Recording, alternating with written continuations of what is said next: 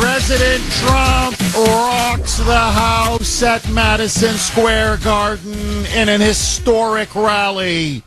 And the media and the Democrats melt down. Good morning, Kuhner country.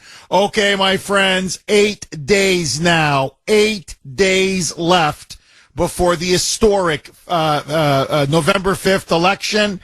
And last night was a night to remember. It will go down in history. Not the way the left claims, not the way the left wants it to be seen and remembered, but what people actually saw.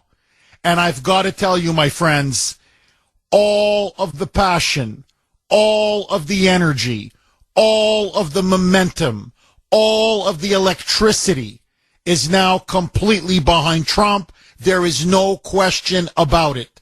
So here is exactly what happened. Yesterday, in the heart of New York City, in one of the deepest, bluest states in the country, President Trump delivered what many are now calling the mother of all rallies. They came from all the boroughs of New York. They came from upstate New York. They came from surrounding areas around New York. Hundreds and hundreds and hundreds of thousands of Trump MAGA hat-wearing supporters, if you can imagine it, if you can just imagine it, were there in downtown New York trying to get into Madison Square Garden. There were so many people that the crowds of Trump supporters, you can see it.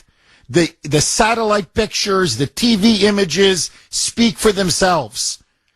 An army, literally an army of red hats, MAGA hats, Trump supporters, blocks around Madison Square Garden. It was a sea of people. They were only able to let in 20,000. That's the maximum capacity.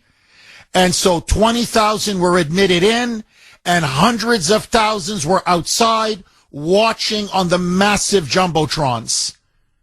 And inside, it was like a Super Bowl atmosphere. There's no other way to put it. It was joyous. It was funny. It was exciting. It was patriotic. People were having a great time, but also victory was in the air. And they came one after another at the podium to speak. Tucker Carlson lit the place on fire. Tulsi Gabbard, former Democrat, now Republican. RFK Jr., Democrat, former Democrat, now Trump-supporting independent. Melania Trump spoke. The family of Trump spoke. J.D. Vance spoke. They all spoke. Elon Musk spoke in an absolutely brilliant speech. And of course, the man of the hour, the man of the moment, Donald J. Trump. And listen to what he had to say. Roll cut 3, Mike. This election is a choice between whether we will have 4 more years of gross incompetence and failure, or whether we will begin the 4 greatest years in the history of our country. We will achieve success that no one can imagine. We will have the strongest economy, the most secure borders, the safest cities, the most powerful military, the best trade deals, and we will dominate the frontiers of science, medicine, business, technology, and space. Can you hear the hate? Can you listen to the hate, huh? Zig Heil, Zig Heil, Zig Heil. The contrast between what Americans saw and heard, and I just played a taste for you, of Trump with his patriotic populism, his conservatism, his call to secure our border, to end endless wars. In other words, no more militarism. To rein in the military-industrial complex.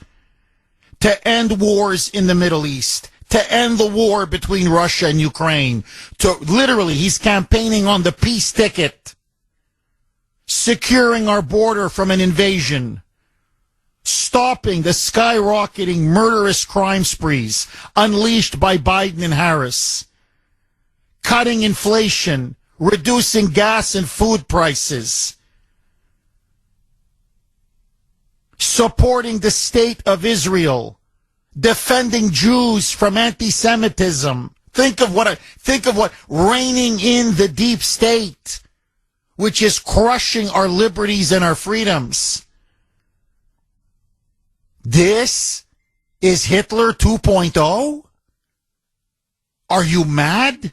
Are you crazy? But I swear to you, I'm not kidding. This is what the media ran with. And you know me, no one is a stronger defender of the First Amendment and freedom of the press, freedom of speech, freedom of expression than the Kuhner man. But let me tell you, I'm going to go on the record now. After what I saw yesterday, MSNBC needs to get their public licensing broadcast, their public broadcasting licensing revoked. I'm telling you, revoked. Because what they showed on their screens was the infamous February 10th, 1939 pro-Nazi rally by the German-American Bund in Madison Square Garden.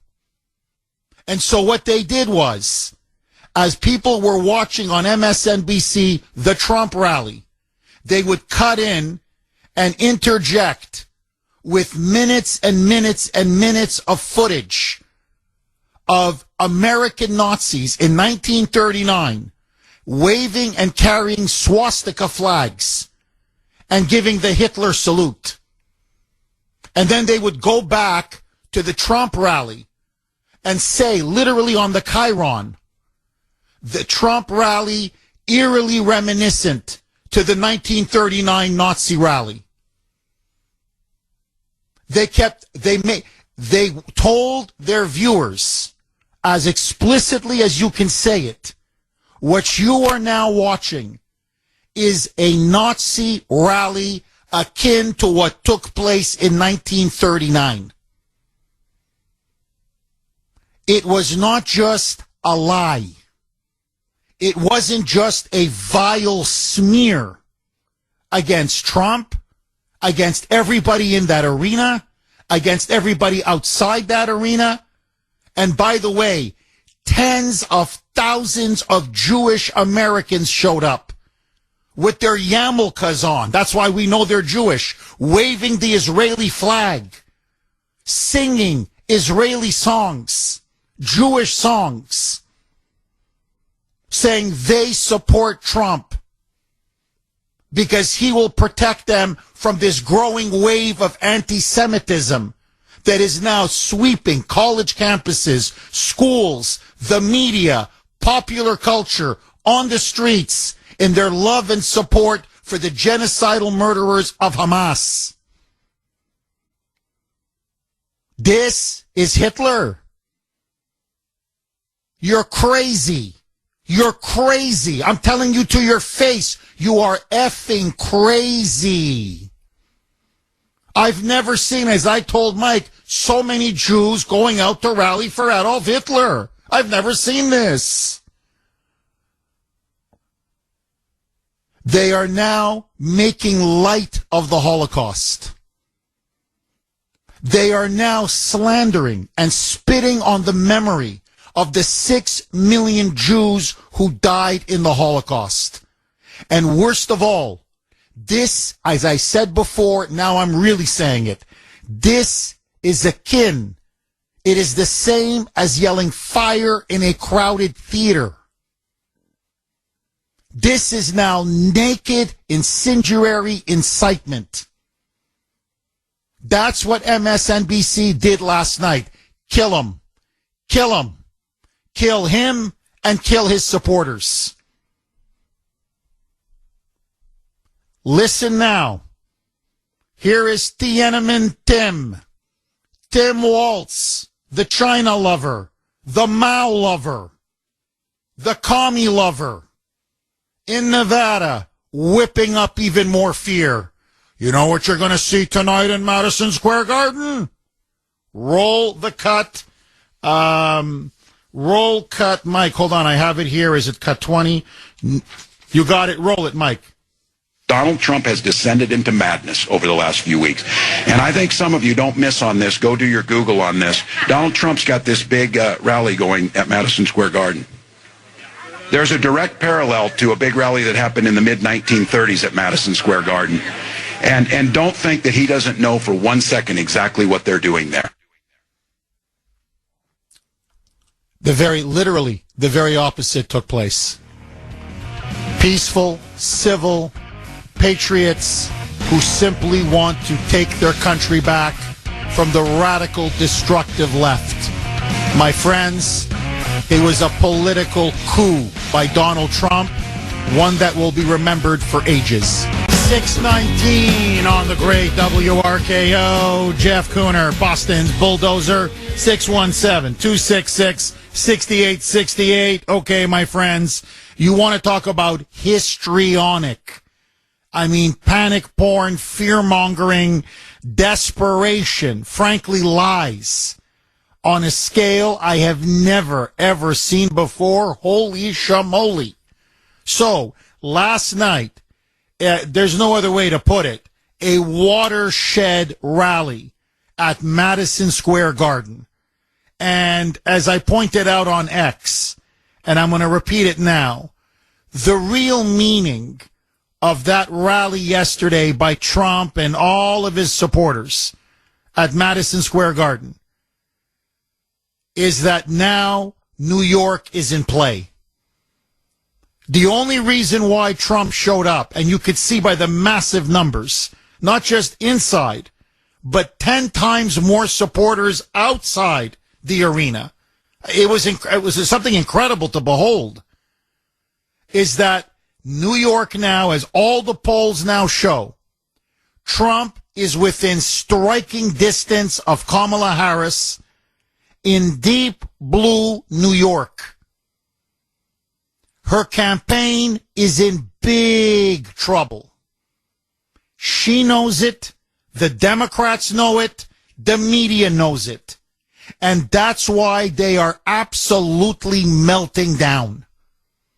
And so now they have to push this ridiculous fiction that what people saw yesterday, waving the American flag, wearing MAGA hats, families, children, parents, black, white, brown, Asian, Jewish, Christian, Muslim.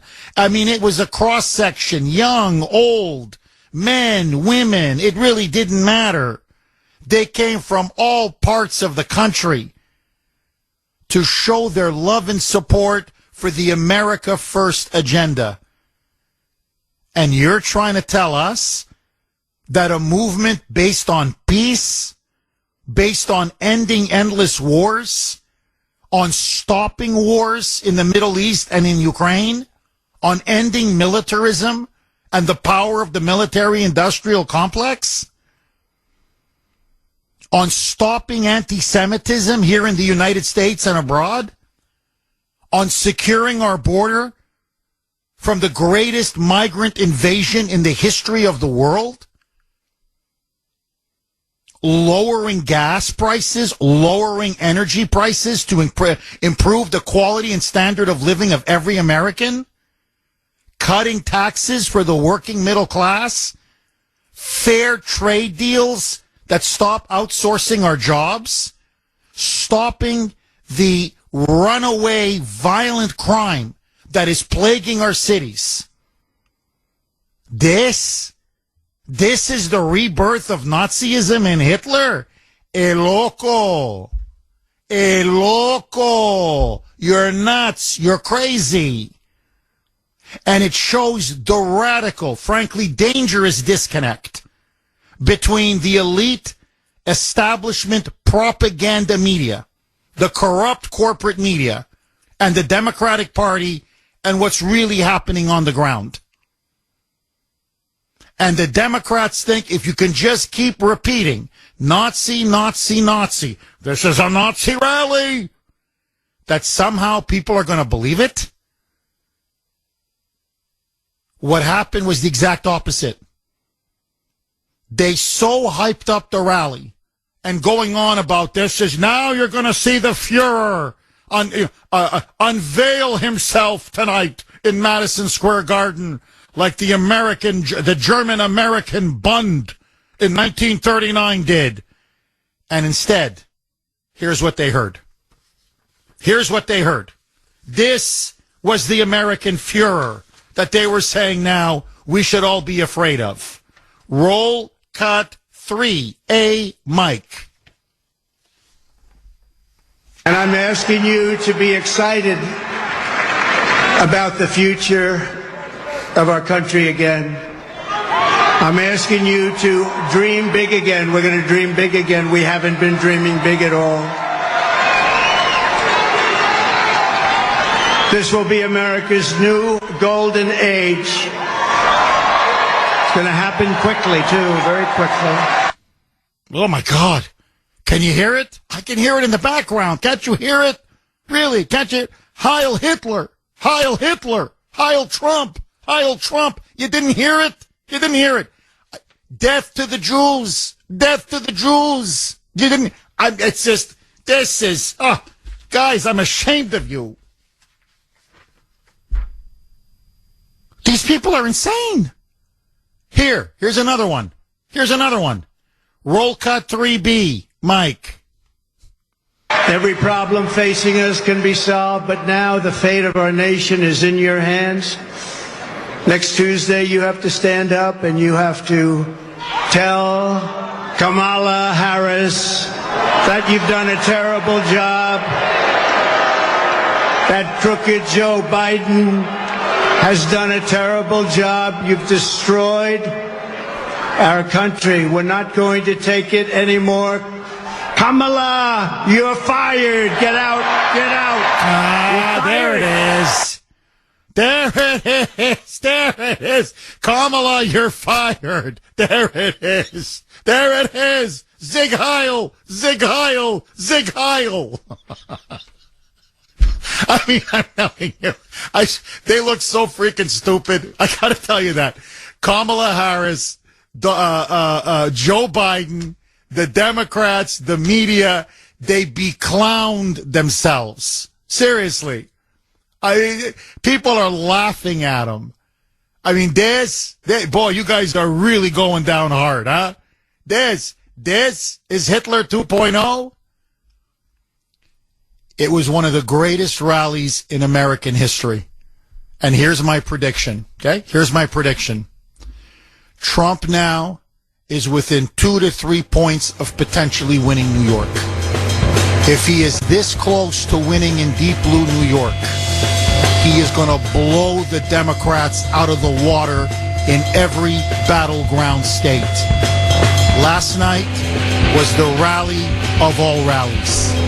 And, you know, one other thing that you'll see next week, Caitlin, is Trump actually reenacting the Madison Square Garden rally in 1939. I write about this in my book.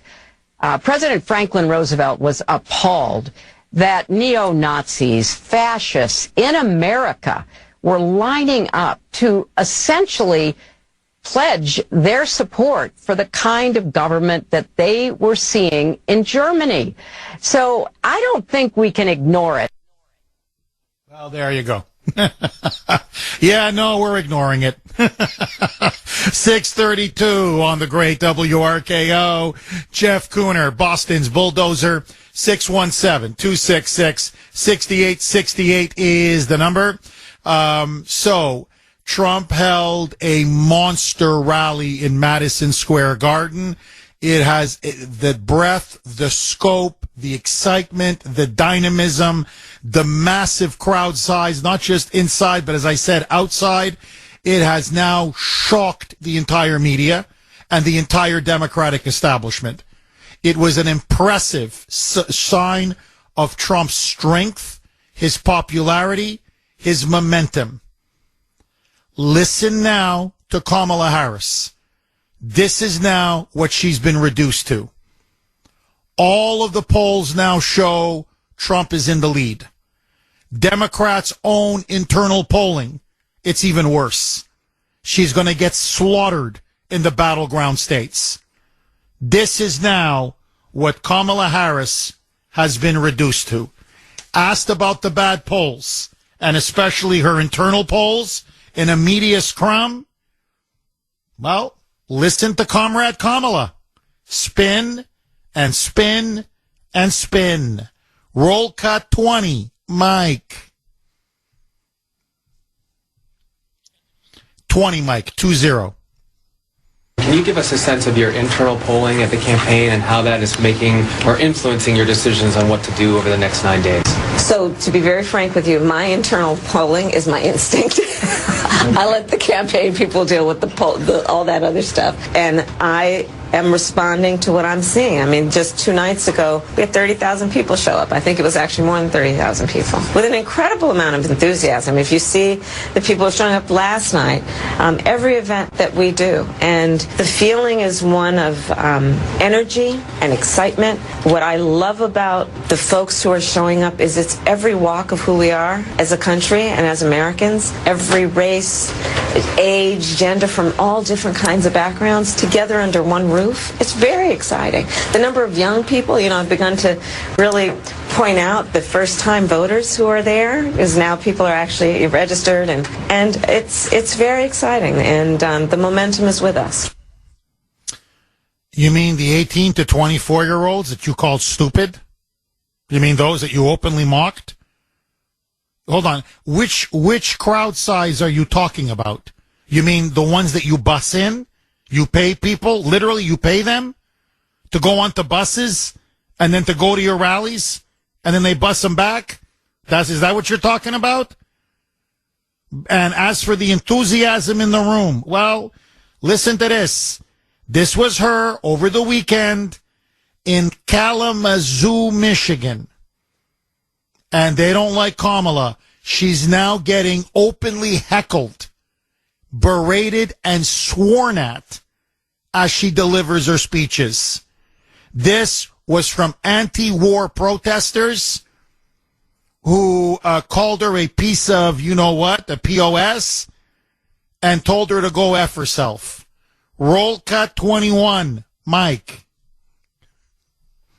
We are fighting for America's future, and we understand the opportunity we have before us to turn the page on the fear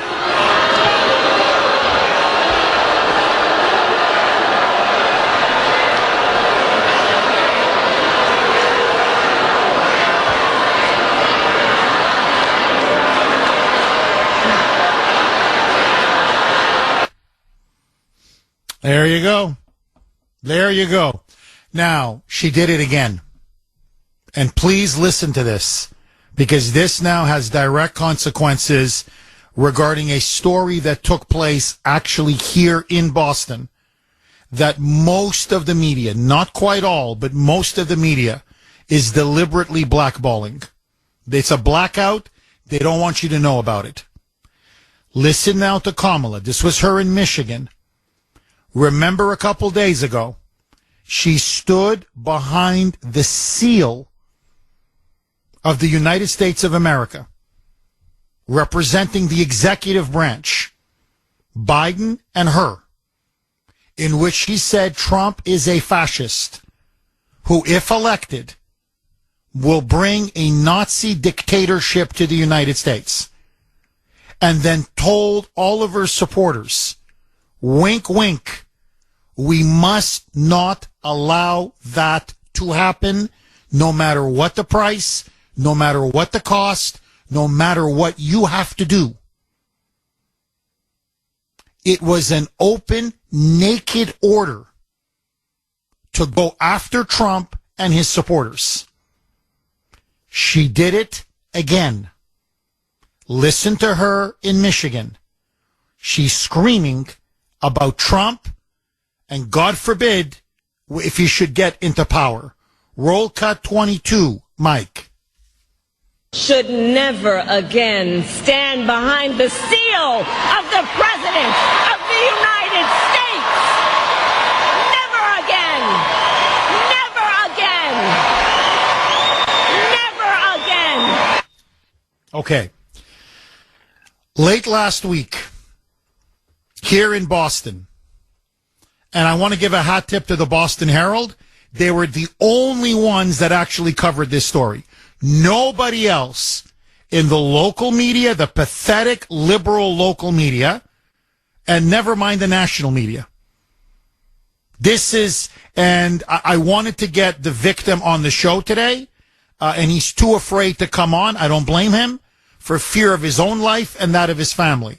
But here is exactly what happened. Brian Foley, you can look it up, Foley, Brian Foley, a volunteer for the Trump campaign. He is always with a wonderful group of MAGA, America First patriots who do standouts in Boston, in South Boston, and in the greater Boston area, waving the American flag, waving Trump flags, showing enthusiasm and support for President Trump and his campaign. Now, the last time I checked, that was protected speech. The last time I checked, this was a free country. And you have the right to express your support for your candidate of your choice. Not in Mayor Michelle Wu's Boston, however. Not when you have Joe Biden and Kamala Harris and the entire liberal media now saying Trump is a Nazi and his followers are Nazi fascist scum. After attending one of the standouts, Brian Foley, born and raised in South Boston, okay, he's a Southie boy, was walking back home holding his Trump flag. He was spotted by a group of young thugs. According to the Herald and according to what Foley told the police, ages 12 to 15. In fact, they're known to go to a local middle school in Boston. They spotted him, and right away, there's the Nazi. There's the Nazi. And one of them yelled out to him, "Take down that flag, or I'm going to shoot you in the back of the head." The boy, whatever, 14, 15, walked up to him, had something in his waistband, according to Foley. He didn't know what it was. He thought it was a gun. Then an adult person, someone who's an adult, ripped down Foley's flag, grabbed him by the throat. When he grabbed him by the throat, that's when this pack of animals, anti-Trump jackals, thugs, started to do a group beatdown on Foley. They kicked him. They punched him. One pulled out, apparently according to Foley, a box cutter and sliced his neck, trying to slice his jugular wide open. They stood there and they beat him to a pulp. Luckily, someone called the police. Another person came out and pepper sprayed the gang, and they fled. Foley was taken to Tufts Medical Center. Tufts Medical Center, where he was recovered, and he's now home. I asked him to come on the show to tell us completely what happened, his side of the story, through an intermediary. He said he wants to come, but he doesn't. He won't come for fear of his life and fear of his family. 6:49 on the great WRKO. Jeff Kuhner, Boston's Bulldozer. 617-266-6868 is the number. Okay, super quick exclamation point to my last mini monologue, and I'm going to go right to the blazing phone lines. So, because many of you are asking, Jeff, is Brian Foley okay? Well, he's banged up. His face was bandaged. He's got cuts all over his neck, his face. They beat him black and blue. He's lucky to be alive today. And he says one of them pulled out a box cutter, and there's a slice on his neck. They went for the jugular. And had someone not come with pepper spray, God knows what would have happened to Brian Foley. So then they sent him via ambulance to Tufts Medical Center. He recovers. They took care of him, bandaged him up, healed his wounds. And now he is, from my understanding, resting comfortably at home. However, I did reach out to an intermediary. We wanted to have Brian Foley on today on the Kuhner Report. I was shooting for 9 o'clock this morning. He, through the intermediary, said he doesn't want to come on. He is very worried about his own personal safety and that of his family. And frankly, as I wrote back, I don't blame you. I know exactly what you mean. Because the hatred, and that's the only word now, the hatred that has been unleashed by the media and the Democrats and the Kamala campaign, not just against Trump, but against Trump's supporters, is now leading to violence. And I warned everybody this was going to happen. And my fear is the closer we get to the election, and the more obvious it becomes that Trump is going to win, you're going to see many, many more of these instances of vigilante, thuggish violence being unleashed against Trump supporters. So to everybody out there, please be careful and watch your back. I'm not saying be afraid. Continue to do exactly what you're going to do. Never let the enemy win. But just be vigilant, because you could be the next Brian Foley. So let me ask all of you, okay? Double-barreled question. What do you make now of the historic rally held by Trump at Madison Square Garden? Did you watch it? And what now of the media falling flat on its face, saying this was a Nazi rally akin to the rally in 1939? Have they now lost all credibility? And the ultimate question, why is the media, outside of the Boston Herald, to their credit, why is the media covering up the hate crime, the left-wing anti-Trump hate crime committed against Brian Foley? And has anything like that happened to you? 617-266-6868. Betty in Quincy, you're going to kick us off, Betty. Thanks for holding and welcome. Hey, Jeff. How's it going? Very good. How are you, Betty? Oh, my gosh. I'm doing great. I'm just on my last leg from this crazy weekend. I'm just coming home from Madison Square Garden. It was electric. It was amazing, Jeff. So I got bumped from my flight, so I had to get creative. I flew into Philadelphia, rented a car, drove to Madison Square Garden, so I was in the overflow because I got there too late. So I was right outside the garden. I mean, the cops were out there. They were having fun. The kids, I never saw so many, young Jewish kids with their yarmulkes, families, elderly women. Everybody was helping everybody. They were chanting. They were cheering. I mean, this media really needs to be held accountable for people getting hurt. This was so much fun. So proud to be an American. I mean, black, white, Chinese, Jewish. But I don't understand the sickness, because any American wouldn't want to join in. It's so much fun.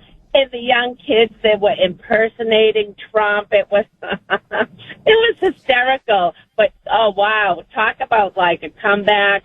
I mean, it was just electric. It was so fun. Well, you know, Betty, if you don't mind, I want to drill down just a little bit more. You're giving us a really nice flavor and picture of what you saw and how festive it was and joyous it was. You know, was there any anger at the media when you spoke to people? Here you have, as you put it, all these Jews with their yarmulkes supporting Trump, and yet literally MSNBC, if you want, I can read you the chyron word for word, but as they were presenting the rally live, they just kept going back to showing old archive footage, and I mean for 30 seconds, a minute, of that infamous 1939 German-American Bund pro-Nazi rally. And then they would go back to the rally in Madison Square Garden. And then in the chyron say, Trump's rally eerily reminiscent of infamous 1939 Nazi rally. And so, you know, according to the media, you were at, I'm not kidding, you were at a pro-Hitler, pro-Nazi rally. I don't know. Did the Jewish kids not get the memo? Did they feel they were attending a rally for Adolf Hitler? What was the atmosphere like? Did you feel like you were at a Nazi rally, Betty? 39 is history. Let me repeat, it's history. 2024, there's light, there's hope. I mean, these people are totally bananas. There was nothing. I mean, there was, talk about joy. This was one of the, I've gone to a lot of rallies. This was epic. This was epic. I mean, fun. That's all I can say. It was fun. And there was nothing reminiscent about 1939, I can assure you. Did you see a Nazi flag anywhere?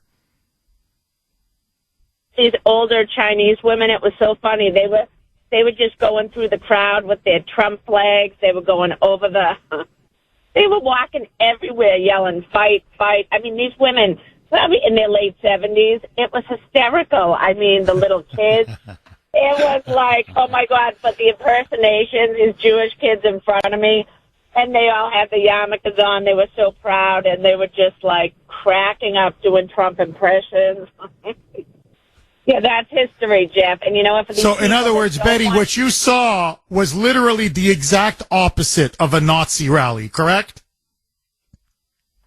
Absolutely, but for these people that are so moronic, I mean, and they're spreading all this hatred, and they're trying to divide the country. I mean, they're really sick. It's the completely opposite. And I don't know, why wouldn't you want to, like I tell some of my friends and family sometimes, from the cesspool to the whirlpool. Who doesn't want to go to the whirlpool? Let's have fun. Let's be the best that we can be. And Donald Trump is bringing everybody together. And like, why wouldn't you want that? You have to be sick. You have to be sick to be keeping in that dreadful past. And, he's the only one that can take us out of this. Betty, very, very well said. You have to be sick. They're sick. I mean, they're really sick. Thank you for that call, Betty, as always. 617-266-6868 is the number. Dave in Boston. Thanks for holding, Dave, and welcome. Good morning, Jeff. This is David. Yes, David, Jeff, go ahead. Jeff, the Hilda B. Star, she misspoke. I hope I'm not the only one that caught her in this faux pas here, but she characterized the rally at Madison Square Garden in 1939 by the Bund. She characterized it as a neo-Nazi rally. Well, Jeff, hear me out now. That's not true at all. Because no, it's true. You're dead on. It's very funny the way you phrase it, but it's true. It was an actual Nazi rally. Nothing neo-Nazi about it. Those were the actual Nazis that they were promoting and celebrating. But please keep going, David. Yeah, that's exactly my point. These were real Nazis. In other words, before these neo-Nazis ever came along, they were preceded by the real Nazis, and that rally was the Bonneville. They were real Nazis. They weren't neo-Nazis. So that I call Hillary Bill Clinton's comorbidity. So Bill Clinton's comorbidity, she even screwed that up. They weren't, as you say, Jeff, they weren't neo-Nazis at all. They were the real deal. They were the real Nazis that, you know. So, you know, she always bragged that when her husband was the president, she was the co-president. But I don't call Hillary Bill Clinton's co-president. I call Hillary Clinton Bill Clinton's comorbidity. David, that's very funny. David, excellent point, excellent call, and thank you for that call. 617-266-6868. But you see, notice the coordination. Notice now. I mean, the veil is off. You know, they've now really lifted the mask. The Democratic National Committee puts out the talking points. They get their surrogates like Hillary Clinton, then Kamala Harris, Tim Walz. They spread these lies, and then the media just repeats and repeats and repeats and repeats. I mean, that's what it is. So what you saw yesterday, are you going to believe me or your lying eyes, as the saying goes? That was a Nazi rally. But as Betty points out, there wasn't a single Nazi there. You had Jewish kids mocking Trump in a funny way, you know, imitating Trump, having fun. As I said, people of all races, all colors, all backgrounds. There they are, talking about peace, ending wars, making America great again, rebuilding our economy, ending inflation, ending crime, securing our border, defending Israel and the Jews. There you go, huh? I never thought I'd go to a Hitler rally that's, you know, pro-Jewish and pro-Israel. I mean, this is, you know, you. Like, seriously, you. I mean, they're making fools of themselves. Agree, disagree, and I'm telling you, MSNBC should get their broadcasting license revoked. I mean, this is not even close to reporting or commentary. This is naked, inflammatory incitement. That's what that was. 617-266-6868. Tony in Florida. Thanks for holding, Tony, and welcome. Good morning, Jeff, my fellow patriot. How are you? Very good. Honestly, excited, optimistic, and jacked up for November 5. I'm feeling very good right now, Tony, especially after yesterday's rally. Very good. Absolutely, Jeff. This is going to be the biggest landslide in the history of the United States politics. It's going to be amazing. It's coming. And I want to just say this about, and these people are crazy, this other side, they're crazy, but what an amazing rally. We watched it on the RSB network, all the speeches yesterday. It was a blast to be able to watch that. But I just want to tell you, Jeff, you know, these people are crazy. And you know what, as far as I'm concerned, we all should be concerned about this, is that, you know, Kamala Harris, you have blood on your hands. Let's just come out and tell it like it is. Kamala Harris, you have blood on your hands. Jocelyn Nungary, Rachel Morin, and Laken Riley killed, raped, brutally murdered by illegal aliens that you let in this country. As far as I'm concerned, you got blood in your hands. And that crazy Hillary Clinton calling out the rally, talking about Nazis. You know what, Hillary? You have blood in your hands. Remember, you have a short memory, Hillary? Benghazi. What difference does it make? You got blood in your hands, 4 dead Americans. And that crazy nut job, Tim Walz, who his wife, I'm going to open the windows to smell the tires burning in the 2020, the Summer of Love 2020 in Minnesota when they were burning the city down. And you got blood on your hands, too. You're all a bunch of fake, phony, whack jobs. And you know what? We're going to win this thing in a landslide, Jeff. Oh, it's going to happen. It's going to be the most beautiful thing you've ever seen. Well, you know, Tony, look, they're really starting to come apart at the seams. I mean, you can really, really now see that. And look, she's got a campaign in New Mexico. They're worried about losing Minnesota. I mean, they're now petrified about potentially losing New York. I mean, if your campaign now is worried about New York, New Mexico, and Minnesota, Tony, you're in big freaking trouble. You know, think about it. That would be if, say the shoes were reversed. Okay, the table was reversed and the shoe was on the other foot. Imagine Trump having to campaign at the deep heart of Texas, or in your neck of the woods in Florida, the deep heart of Florida. And we'd be like, if you're fighting for Texas and Florida 8 days before the election, Trump, my friend, you're in trouble. Well, Kamala's in trouble. She's in big trouble. And frankly, the media is not doing her any favors. Pete, you're right.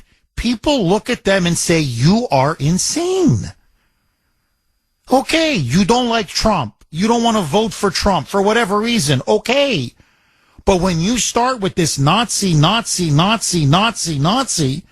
people are saying, look, this is incitement. You're going to get people killed. Brian Foley was beaten black and blue. He's lucky to be alive today. And I'm telling you, that's because of the lies coming from Kamala and the media. That Trump flag that Brian Foley was holding after one of these standouts in Boston with these, MAGA patriots who are great people. I know many of the people who do these standouts, salt of the earth, decent people. And what they saw was a Nazi flag. A Trump flag equals a Nazi flag.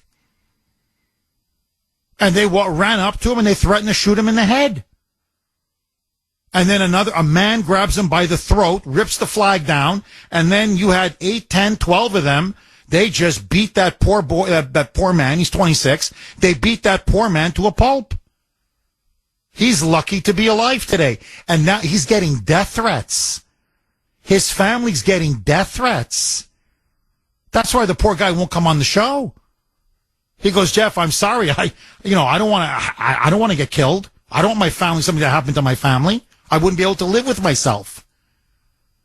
So I said, I completely understand. Watch your back. Watch the back of your family.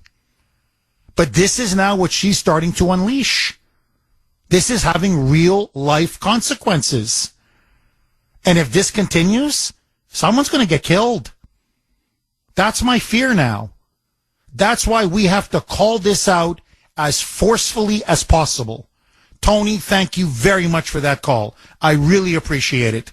By the way, speaking of what Tony said, Trump made that point hard, brilliantly yesterday at that Madison Square Garden rally, how Kamala Harris has blood on her hands. Over 15 million unchecked, unvetted illegals she allowed to pour into our country. Gangs, murderers, rapists, drug traffickers, sexual human traffickers, you name it, she let him in. Roll cut 5, Mike. Over the past 4 years, Kamala Harris has orchestrated the most egregious betrayal that any leader in American history has ever inflicted upon our people. She has violated her oath, eradicated our sovereign border, and unleashed an army of migrant gangs who are waging a campaign of violence and terror against our citizens. There has never been anything like it anywhere in the world for any country. He's completely right. This is the greatest migrant invasion in the history of the world. The only thing that may come close is the decline and fall of the Roman Empire. The last 20, 30 years of the Roman Empire, when, all the Germanic, they were called the quote-unquote barbarians. What they meant to the Romans, any non-Roman was a quote-unquote barbarian. So they meant the Germanic tribes. The Vandals, the Franks, the Huns, the Visigoths, they just walked into Rome like they owned it. And something very similar is now happening here. And listen now to Trump. You're not going to believe the number of countries that are now pouring into the United States. Roll cut 5A, Mike.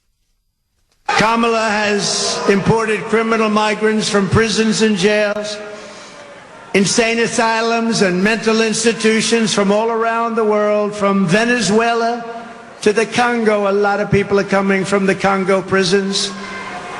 They're coming from all over the world.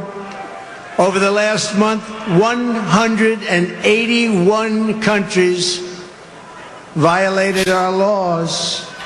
And she has resettled them into your communities to prey upon innocent American citizens. But the day I take the oath of office, the migrant invasion of our country ends and the restoration of our country begins. Amen, brother. Amen. Amen. Now, all of you, please, you have to hear this, okay? You need to hear this. This story broke over the weekend. You're not going to hear it from the corrupt, corporate, fake news media. You will never hear this story. Of one of those 181 countries is Ukraine. Hundreds of thousands of so-called refugees, quote unquote, not only have they poured into our country, they're collecting Social Security benefits. Social Security. I'm not talking the welfare programs that all these illegals get. You know, the free food, the free housing, the computers, the laptops, the sneakers, the pants, the clothes. No, I'm talking Social Security checks. They've never worked a day in their life in the United States. And they're all on Social Security? They're gonna bankrupt us. Every single one of them. Out. 719 on the great WRKO. Jeff Kuhner, Boston's bulldozer, cleaning up the liberal bull. 617-266-6868 is the number. Okay, Trump is closing very, very strong. Even his critics now are admitting he is running an excellent, excellent campaign. And notice the difference. Kamala is campaigning with Beyonce in Houston, Texas. Why are you in Houston, Texas? You can't win Texas.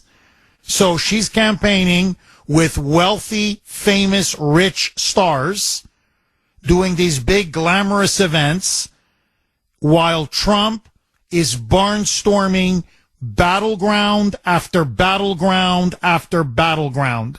He is holding 5, 6 town halls or rallies every single day. He's in Arizona. He's in Nevada. He's in Michigan. He's in Pennsylvania. He's in North Carolina. He's in Georgia. Last night, he was in Madison Square Garden. New York is now in play for the Trumpster. And all the Democrats now have left is pure and utter hysteria. Histrionic.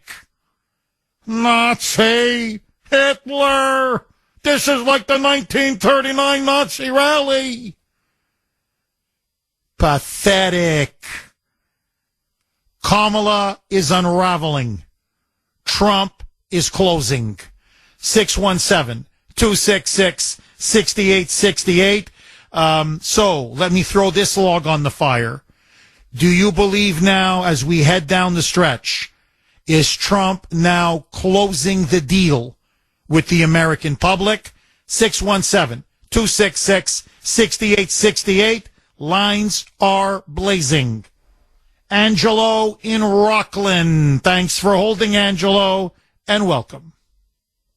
Hey, good morning, Jeff. What a great day, huh? It is. Wonderful day today. Oh, my God. The city of blue, what a wonderful way to say how we're sick of lawfare, the lies, everything that they're doing, trying to twist all the truth, saying that he's a Nazi and the people who support him are also bad. No, I think it's time to wake up the Democrats, well, the regime. People are on to you.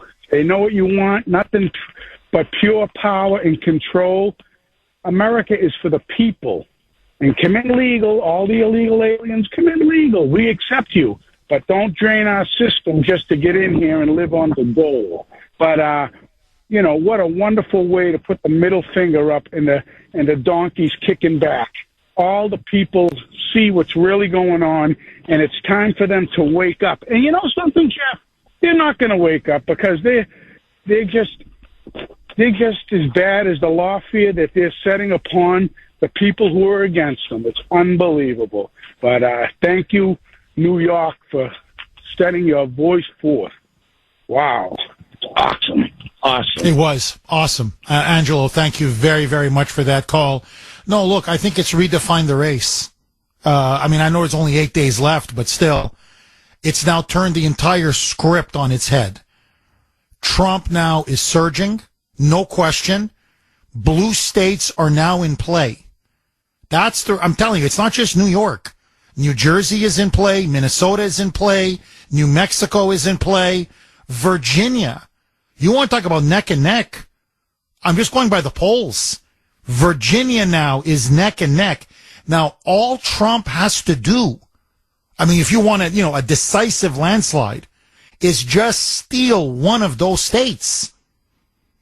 Kamala, here, look it up, please. Don't take my word for it. Kamala's campaign is pouring money into New Mexico. New Mexico. That should be a guaranteed a win for Kamala Harris. Blue as blue can get. They're in trouble. And to me, again, you may disagree with me. The more they play the Hitler card, the more they play the Nazi card, the more desperate, the more unhinged, the more pathetic, and honestly, the more revolting they come across.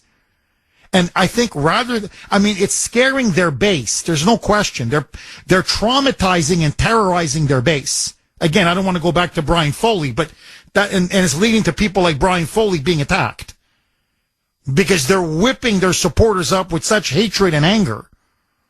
But to everybody else, I think it's pushing them all into the Trump camp because they look at this and they go, this is disgusting. You may not like the guy. You may not want to vote for the guy. But comparing him to Hitler 2.0? The Holocaust? You're trivializing the memory of those that were butchered and massacred under Hitler. And I think people are saying this is dangerous for our country to even go down this road. And so, ironically, this is now blowing up in the Democrats' face. The more they do the doom and gloom, the more they do Hitler is coming, you can see Trump's support is actually rising. Especially in these blue states, among undecided swing and independent voters. 617-266-6868. Okay, I don't want to rush it with Mark in Medford, so let me just do a super quick reset, take more calls. We are now 8 days away. Tomorrow will be officially 1 week. Trump now on fire. Fire. I got a big announcement about what he did in Michigan. Michigan, he pulled off a master coup. Master coup. You got to hear it. Trust me when I tell you this. In all the battleground states now, he is popping. He's popping so strong, they're now making a play for New York. Can Trump win New York? And if he wins New York, this election is over. Trump now pours it on down the stretch. It's no longer, at least last night, it wasn't Madison Square Garden. It was MAGA Square Garden.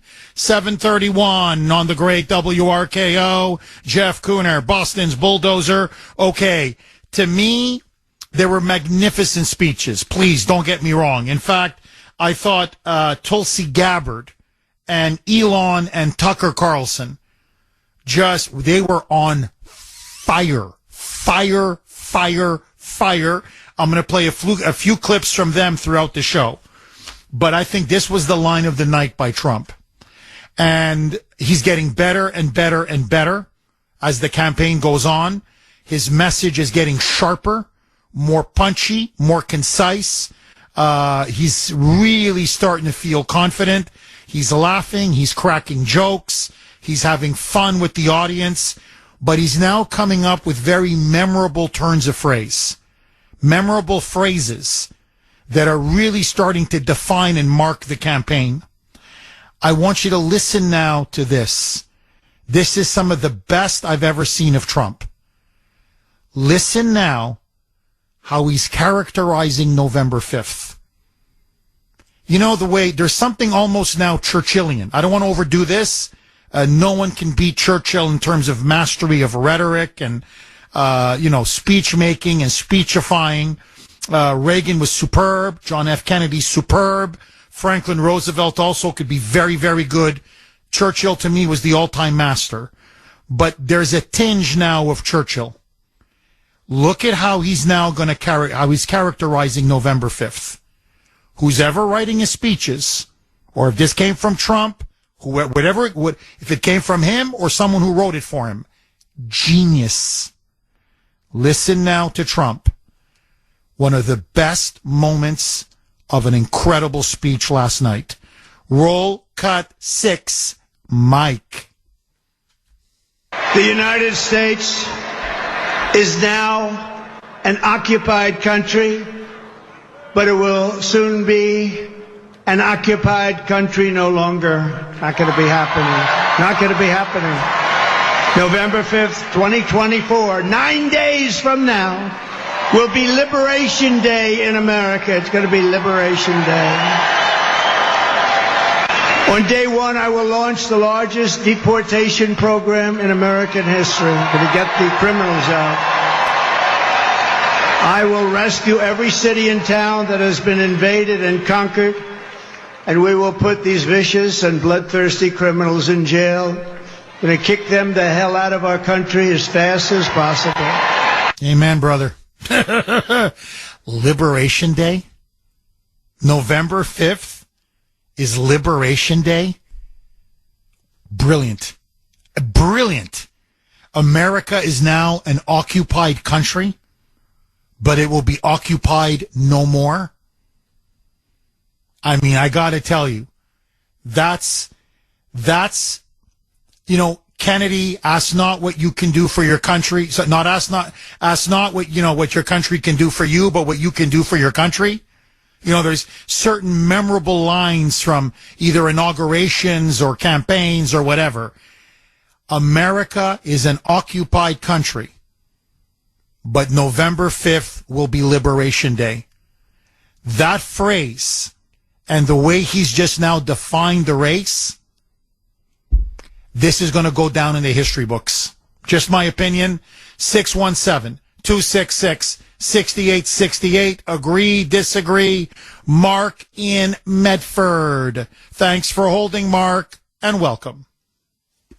Good morning, Jeff. How are you on this fabulous Monday? Very good, Mark. Haven't felt this good in a long time. Neither have I, Jeff. I just want to, before I get to the rally and to the Brian Foley situation, I just want to give you a little bit of advice, Jeff. Please, don't ever say Trump needs to steal a state, because you will be accused of telling Trump's campaign to go out and steal the election. Please, don't say steal anymore. All right, pick off a state. Mark, pick off a state. Let's say that. There you go. So, all right, Jeff, I have a message for Brian Foley, and I know he's listening, because he's part of Kuhner country and he's part of MAGA country, okay? Do not, Brian, back down to these bastards, because that's what they are, is bastards. And if I myself, along with any other member of Kuhner country or MAGA country, have to meet you at iHeart Studios and walk you from your car to inside the studio and back, I will do it. Do not back down from these bastards. Your story needs to be told, and you need to tell it. That's what I have to say about that. Because, Jeff, they call us Nazis. They call us violent. They call us threats to democracy. But when was the last story you heard of any Trump supporters beating up, a Biden or Harris supporter? Let me think real quick. None. There would be none, Jeff, unless you want to count the made-up story by Jussie Smollett, because that's all they can do is make them up because they never, ever happened. Well, and just to reinforce, brilliant, by the way, Mark, absolutely brilliant. And just to reinforce what you're saying, has Kamala Harris had 2 assassination attempts? No, it was Trump. So they're doing all the assassination attempts. They're jailing their political opponents. They're now trying to put Elon Musk in jail, on top of putting Trump in jail, on top of having put Bannon and Navarro in jail, never mind 1,500 January 6ers. Now they're going around and beating up people for the crime of having a Trump flag in the heart of Boston. Yet, Mark, you, I, this audience, were the fascists, were the threats to democracy. Final word to you, my friend. Jeff, I have to say this, first of all, don't worry, Brian Foley, because we got your back here at Kuhner Country. But on the rally last night, Jeff, there was a couple of things that Trump said last night that I absolutely loved. One was when he was describing the generals and how they're weak and how they're phony, and they said if we ever went into a war with China, we would lose. And Trump came back to say, oh, yeah, by the way, we'd kick their ass. We would kick their ass. And they know it, Jeff. They know it. And then he finally came forward and said, listen, they accuse me of wanting to do this, and they accuse me of wanting to do that, when that's furthest from the truth. I am so glad he finally brought that out last night, and he's basically telling them, no. You're accusing me what you've been doing for the last 4 years. And, Jeff, with that, you have a wonderful week, my friend. God bless you, Mark. Thank you very much for that call. Look, let me throw another log. I know there's a lot of law. Jeff, how many logs can you throw on a fire? Hey, if Trump is pouring it on, we can pour it on. So let me throw even another log on the fire. Do you get the sense that Trump thinks he's won this already? Again, you never want to be overconfident. Please don't, everyone has to vote. You got to get family, friends to vote. But I'm just saying, if you look at both campaigns and you take a temperature and just the sense of Trump, what he's exuding, what she's exuding, it's night and day. Trump is supremely confident. He's having fun. He's letting it rip at these rallies. She's engaging in this desperate fear-mongering. There's panic behind the scenes, infighting in the Kamala campaign. Her team is at each other's throats. They're trying to hang on to states that they should normally have in their column. So the way I'm looking at just the feel of the race is Trump's, it looks to me like Trump and his people are supremely confident. Nothing is in the bag, of course, especially with the cheat machine, the voter fraud that we know the Democrats have engaged in, are engaging in, and God knows how much they'll engage in. So you always have to keep your eye on them. But the sense I'm getting is, if you were to just look at the two campaigns, Trump looks and feels like a winning campaign. Kamala's looks and feels like a losing campaign. Am I wrong? I'm just curious. What sense do you have? Are you now more confident than ever that Tuesday night will be victory night for Trump and for the country? 617-266-6868. Pam in Salem. Thanks for holding, Pam, and welcome. Hi, Jeff. Boy, am I Pam. revved up this morning. Go ahead, Pam. Maybe you can give a little context on what I'm going to say here. But all I could think of during Trump's speech was, remember the 5th of November. And that's what I thought of when he was talking about Liberation Day. And I'm not as good in history as you are, but there is a lot of historical significance to that phrase. And that's all I kept saying in my head as he was saying that. And I think it's just brilliant. So if the Trump campaign can latch on to that phrase, I just think his speech was brilliant. And as far as him being a winning campaign, he said something really interesting last night. I don't know if anyone picked it up, but Pam, can you hang on? I want you to finish your point. But no, remember the 5th of November. That's going back to World War II. And what he's saying is, just like we defeated the Nazis, we can now defeat the Democrats. 7:50 now on the great WRKO. Okay, Trump now, as they say, is pouring it on. He is barnstorming the key battleground states. 5-6 rallies a day, pushing himself. He's doing 20-hour days, doing rally after rally, town hall after town hall. I'm going to get to this a little bit later in the show. An incredible, historic interview with Joe Rogan on the Rogan podcast. 26 million views in 24 hours. The numbers are stratospheric. In fact, the numbers are just in. They came in about 10 minutes ago on my news feed. It is the most viral podcast ever. Ever. So what he's now doing is he is going to independent sources of media around the corporate media to get his message to people.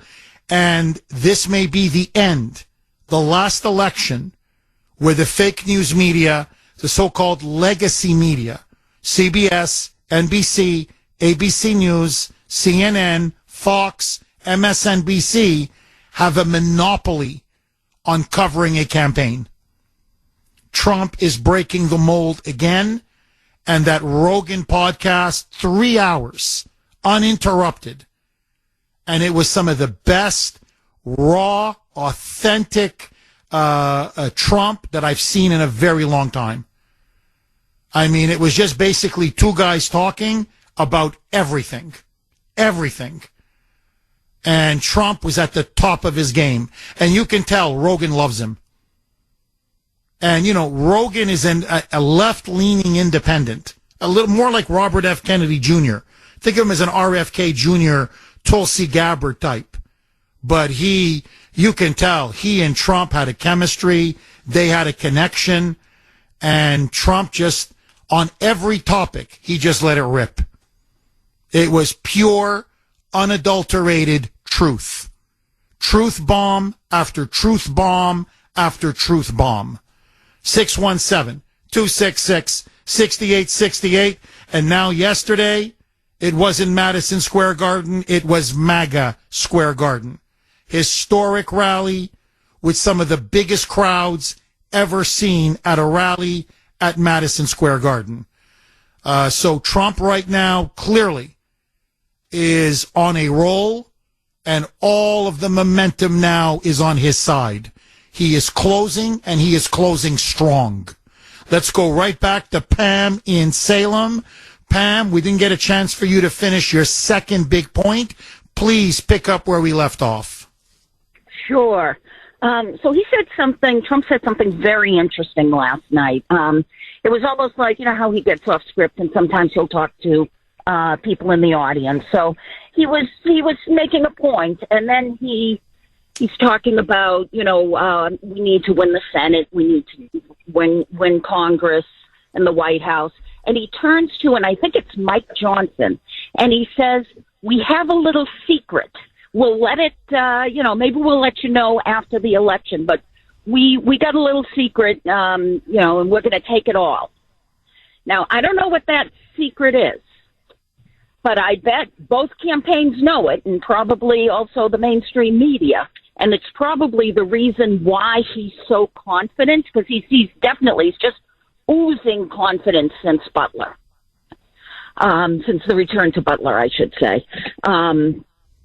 I don't know what that secret is, but I think he knows that he has it wrapped up. I think Kamala's campaign knows that there's no way they can cheat to win, that it's too big to rig. But I just wanted to get your thoughts on that. Or if you Well, my understanding is, and Pam, look, I don't have any insider information on this. I can just tell you what I'm hearing from people within Trump's inner circle, which is that Trump is going to stun everybody when he wins and then is sworn in, what is it, January 20th. He's going to secure the border on day one with executive orders.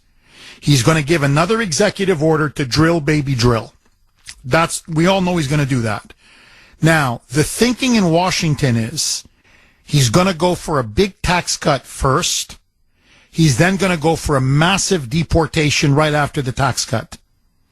Trump has made a deal with Mike Johnson. He wants to do the tax cut. He definitely wants to do the deportation. He's going to go on the SAVE Act.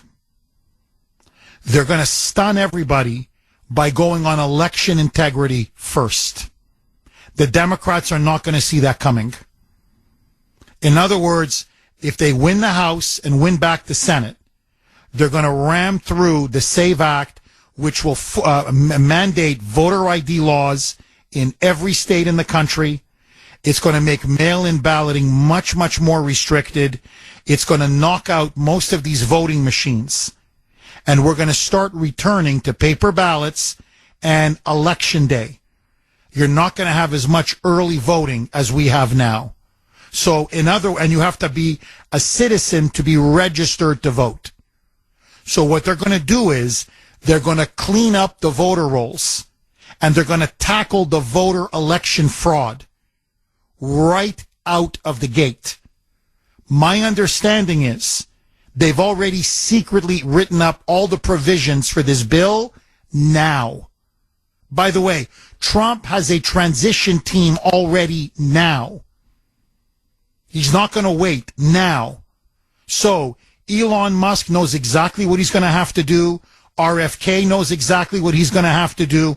Tulsi Gabbard, I believe, is going to get a cabinet position. She's going to know exactly what she has to do. General Flynn. So everybody will be ready on day one. And they're going to click and they're going to hit with all cylinders. So, but the big surprise is, and I'm telling you, Washington will not see this coming. They think economy first, immigration second. It's the logical move. He's going to go election integrity first. And from election integrity, all else flows. If we can have clean, honest elections going forward, the Democrats are going to be in big trouble, and they know it. So he's not just playing for one election. He's playing for a generation. Final word to you, Pam. Guy Hawks Day, 5th of November. Get out and vote. Let's make this too big to rig, and I'm excited. So am I, Pam. God bless you, and thank you for that call. Now, just very quickly, listen now to Elon Musk saying exactly what Pam is just saying now. Remember November 5th. Okay? Remember the 5th. This is Elon saying this is the election battle of our lives. Get out and vote early. Make the margin of victory so big that the Democrats can't steal it again. Listen now to Elon, who, by the way, got an absolutely thunderous applause from the audience as he says he's not MAGA. He's dark MAGA. He had a black Trump hat on. He's gothic MAGA. He's the Dark Knight Batman, the Dark Knight Batman of the MAGA movement. They're having fun. Roll cut 11C, Mike. This is a real battle. This is a real election battle. So you need to get friends and family to vote. Make sure they vote. Vote early. This is important. We're going to be putting up a scorecard, okay? An early vote scorecard, state by state, county by county. What is the scorecard? Vote early. Vote now. Yeah.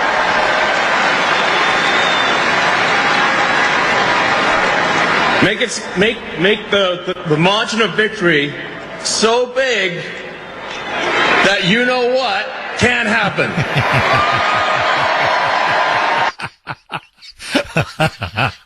I mean, look, you know, a lot of political analysts have said for generations, the campaign that has the most fun tends to be the campaign that wins. Now, I'm not saying it's an iron rule, but it's true. Okay, not always, but generally it's true. If this is the case, Trump's going to win in a landslide. Because really, you want about having fun? The Trump people are having a blast. And by the way, apparently they like to tease each other, Trump and Elon. Trump will make fun of Elon's accent and some of his, figures of speech. And Elon loves to make fun of Trump's, the way Trump talks, huge or China, and so they like to tease each other a little bit. So look, they're having fun. They're enjoying themselves and they're kicking ass. 617-266-6868. Keith in Wakefield. Thanks for holding, Keith, and welcome. Morning there, Jeff. How are you? Very good. How are you, Keith? Good. Listen, I know you're really active on X. At about 1:30 this morning, when I was sitting at my kitchen table getting ready for work, I saw an ad that supposedly is a Trump ad. Didn't have any marking on it. But I think it's pretty important because you guys got a crackerjack team there looking this stuff up. And I know you're pretty active on X, so you might have already seen it. I don't know. This is the first time I have seen this ad. And it's based out of California when she was district attorney. And they were interviewing a couple of people, especially this woman, that was arrested and locked up because her kid was truant. Well, her kid was in the hospital, but Kamala still prosecuted her. And this is the first time I've ever heard of this. I didn't hear about this until this morning. And my suggestion is that you play that commercial if you could find it, just to show these people what type of person Kamala is. And I can't... Part of the commercial, she was speaking at an engagement somewhere, and she was telling the crowd and she was proud of this. It was very cavalier about how she was talking, how she could ruin somebody's life with a swipe of a pen, which at the time she could because she was district attorney. So I figured I'd bring that up. I don't know if you've seen this or not, but I was just kind of blown. I was like literally in the middle of getting dressed, and I had to stop and watch this. It was kind of playing in the background, and I had to rewind it to actually sit down and watch Keith, it. It's only I've spoken. Keith, the story is not 100, as I like to say, but 1,000% accurate. I've spoken about it several times. It is about an African-American mother. She's a black mother who had a child, a daughter, who suffered from sickle cell anemia. And it's a debilitating disease. It's a horrible disease. And so she literally, this poor girl, could not go to school. And they had doctor's notes, forget from a doctor, from the hospital. And for one period, she had to be 60 days consecutive in the hospital. Now, it's not just that the doctors wrote notes. It's not just that the hospital wrote these medical notes saying, look, this poor girl cannot come to school. Or she has to be in a hospital bed. She's getting all these treatments. You can see the pictures of the poor girl lying in a hospital bed, sick. I mean, really sick.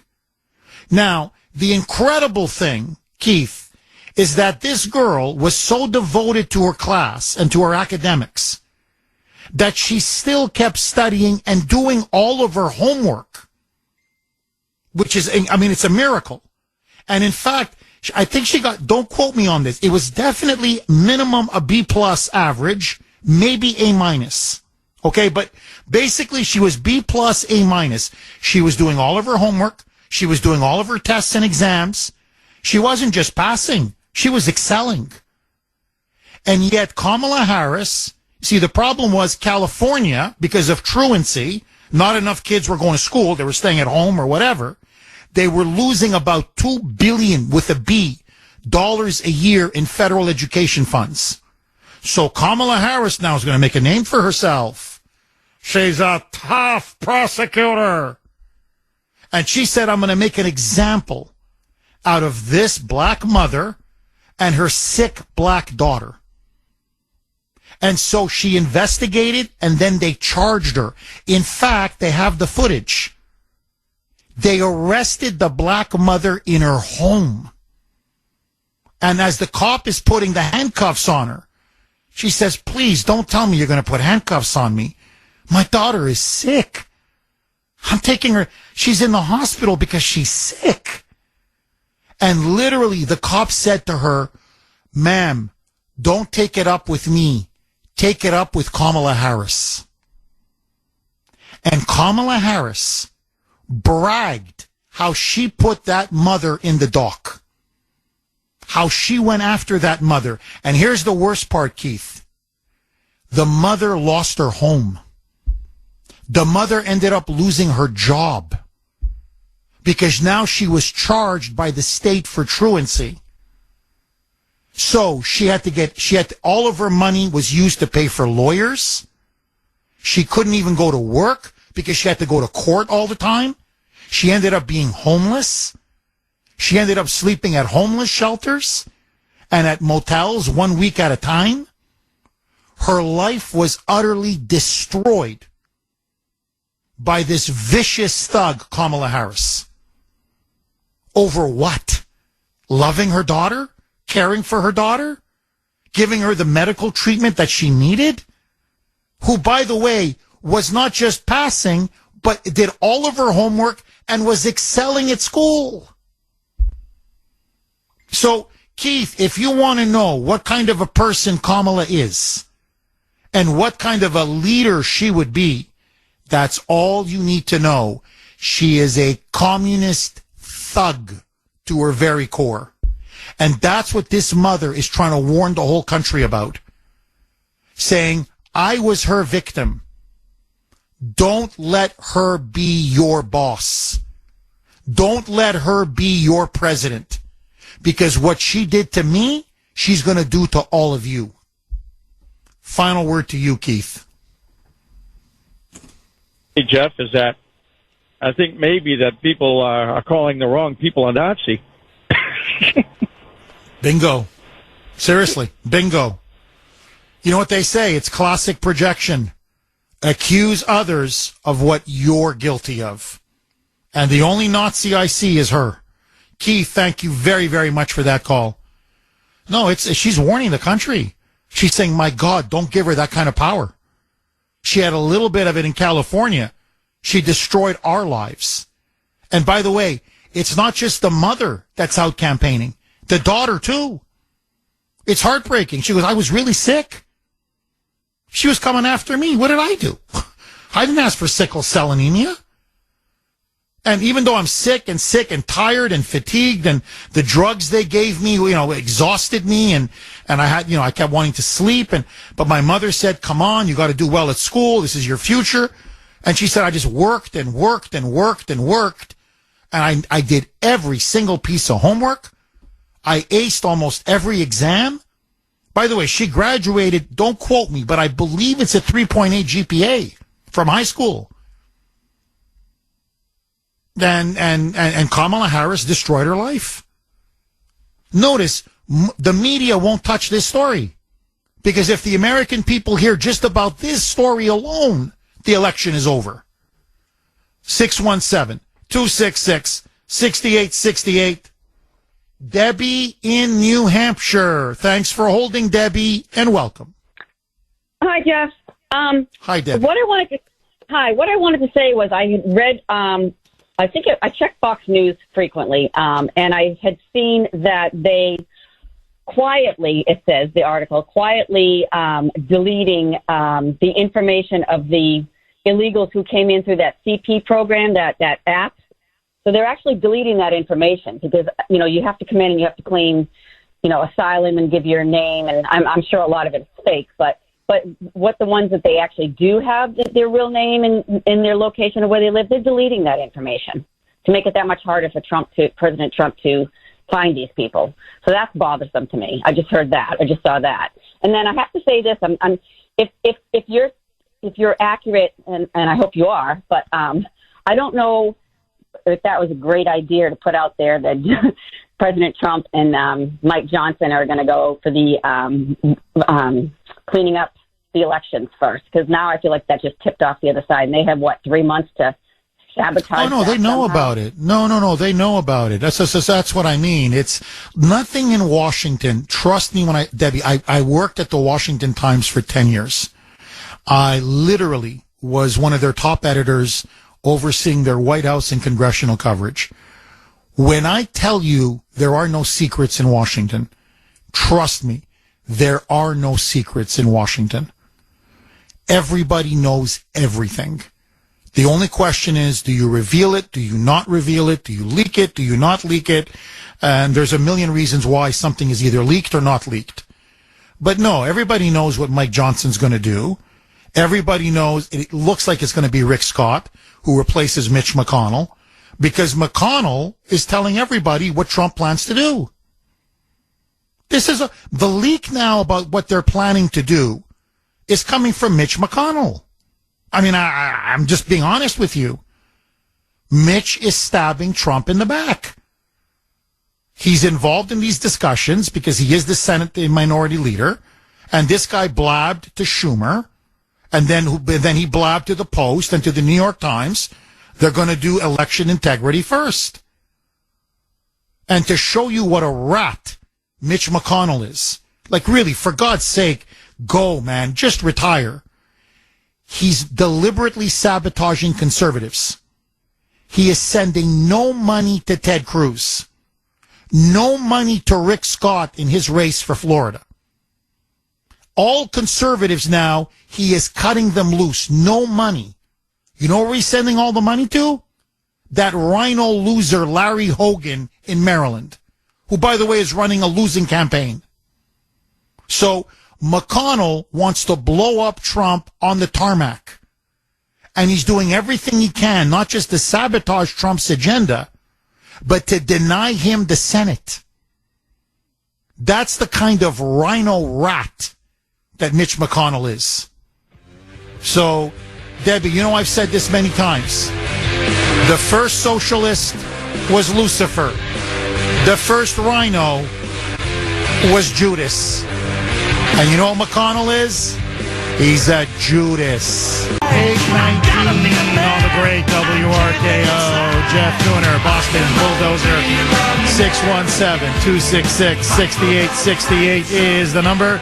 Now, the reason why Mike is playing that music, bumper music coming into this segment, is, professional wrestling. Hulk Hogan, maybe the most famous, legendary professional wrestler of all time.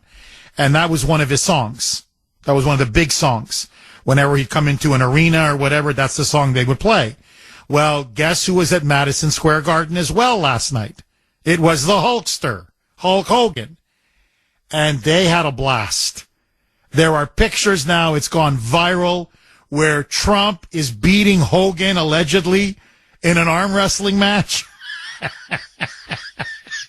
And Hogan is acting like he's being, beaten by Trump. And he's like, his hand is going down. He's going to lose. And he's got this anguished look on his face like, no. And Trump's in his business suit. And he's acting like he's about to beat him. I mean, they're having fun. They're really having fun. 617-266-6868 while the media is whining, shrieking, yelling, screaming. Kamala is melting down. One side is in shambles, and the other side is a well-oiled machine. Okay, so the question before all of you. It is the Kuhner Country poll question of the day, sponsored by Mario's Quality Roofing, Siding, and Windows. Will Trump win New York this election? In other words, will he pull off what many thought would be the impossible? Not can he. Will Trump win deep blue New York this election? A, yes. B, no. I want to hear from you. You can vote on our webpage, wrko.com/Kuhner, wrko.com/Kuhner, Kuhn as in National ER. You can also vote via X. I'm very active on X. Please follow me if you can. My handle there, at the Kuhner Report, all one word, Kuhn as in National ER. Will Trump win New York? If he wins New York, we're looking at a massive, massive landslide. I hope he wins New York. I want him to win New York. If you were to, hold a proverbial gun to my head, I think he falls just a little bit short. I think he'll really give her a run for her money. But I think in the end, I don't know. The Democrats have one hell of a machine, a voting and election fraud machine, especially in key areas in New York City. So it's going to be tough. It's going to be really, really tough. To me, the bigger story is if Kamala is fighting for her very life in New York, she's going to get slaughtered in Pennsylvania, in Georgia, in Nevada, in Arizona, in Michigan, in Wisconsin, in all the key battlegrounds. To me, that's the big story. If they're pouring money to save New York, they are in big trouble. But that's just me. I want to hear from you. 617-266-6868. Vince in the great state of Florida. Thanks for holding, Vince, and welcome. Morning, Jeff. How are you, my friend? Very good. How are you, Vince? Wonderful, wonderful. So a couple of points your callers made recently, just a moment ago, had me thinking that, first of all, if that poor woman whose daughter was suffering from sickle cell anemia, if her daughter was, in fact, suffering from a drug addiction, the mother would have just been labeled as a parent that loved her child, right? And second, the Biden to Hunter Biden reference, of course. The second point is this woman was prosecuted because her daughter was doing her work outside of a school, inside of a bed or a hospital room, or basically doing her work remotely, and the mother was thrown in jail. Whereas in recent memory, if you wanted to go to school, you were thrown in jail. So it's amazing how the story comes around and ends up rearing its ugly head over and over. Oh, that's a great point. Oh, Vince, that's a great point. Yeah, well, that's the lockdowns that they imposed. You remember during the COVID lockdowns, you nailed it. You send your child to school, you could be arrested. Now you keep your child from school because she's got sickle cell anemia. If she doesn't get treatment, she's going to die. And she's still doing all her homework and passing her exams and has a great GPA. But Kamala, to get that $2 billion, no, she won't crack down on, crackhead moms. Or as you put it, Hunter Biden. No. She goes after these two poor people. Vince, I've got to ask you, you're an acute observer of politics. We're 8 days out. Huge, huge historic rally yesterday in Madison Square Garden. Is Trump going to win, or do you fear the Democrats will still steal it? I think Trump is not going to win New York. However, my wife and I went and voted early yesterday in Palm Beach County down here, and for the record, they did it right. You had to show your ID. They matched it up. They had you confirm that this was your address on a computer. They turned the screen over to you. You signed the screen. They matched it up to your driver's license. Before you could vote, you had to do those processes, which was phenomenal. With that said, I don't think Trump is trying to win New York. I think he is trying to force them to divert resources, time, money, energy to free him up to win New Hampshire, to win Michigan, to win PA, and that's the ball game. Vince, thank you for that call. 8:31 on the great WRKO. Jeff Kuhner, Boston's Bulldozer. 617-266-6868 is the number. Okay. While all this is happening, as I said earlier, history was also being made by Trump on another front. In fact, on two fronts. I'm going to get to Michigan very soon, I promise. But on Friday, Trump did an end run around the fake news media industrial complex. So really now, election after election, the media dominates so much of the discussion, the coverage, what people think or don't think, what they know or don't know about the election and the presidential candidates. And so in this election cycle, they have gone all in for Kamala and all in to destroy and discredit Trump, starting with, to me, the libelous smear that he is a Nazi and the second coming of Adolf Hitler. And that's what they kept saying last night in particular, over and over and over again, as they were showing clips or shots of Trump's rally in Madison Square Garden. Well, Trump now is going around them completely to the new media. And one of the big historic achievements was he went on the Joe Rogan podcast. Now, look, let me just put my cards on the table. Nothing against Joe Rogan. I've never met him. I don't know him. I mean, I've seen him a little bit. I kind of like UFC fighting a little bit. So I'll watch occasionally UFC, and he's a very good commentator on UFC mixed martial arts fighting. But in terms of his politics or his podcast, I've heard a little bit here and there. I wasn't impressed. I'm just being honest with you. I don't share his politics. I don't share his worldview. He is a left-leaning independent, for many years a Bernie supporter, but like RFK Jr., like Tulsi Gabbard, like Elon Musk, to his credit, Joe Rogan now, his eyes have been opened. And so he invited Trump on his podcast. Now you're going to say, Jeff, well, what's the big deal?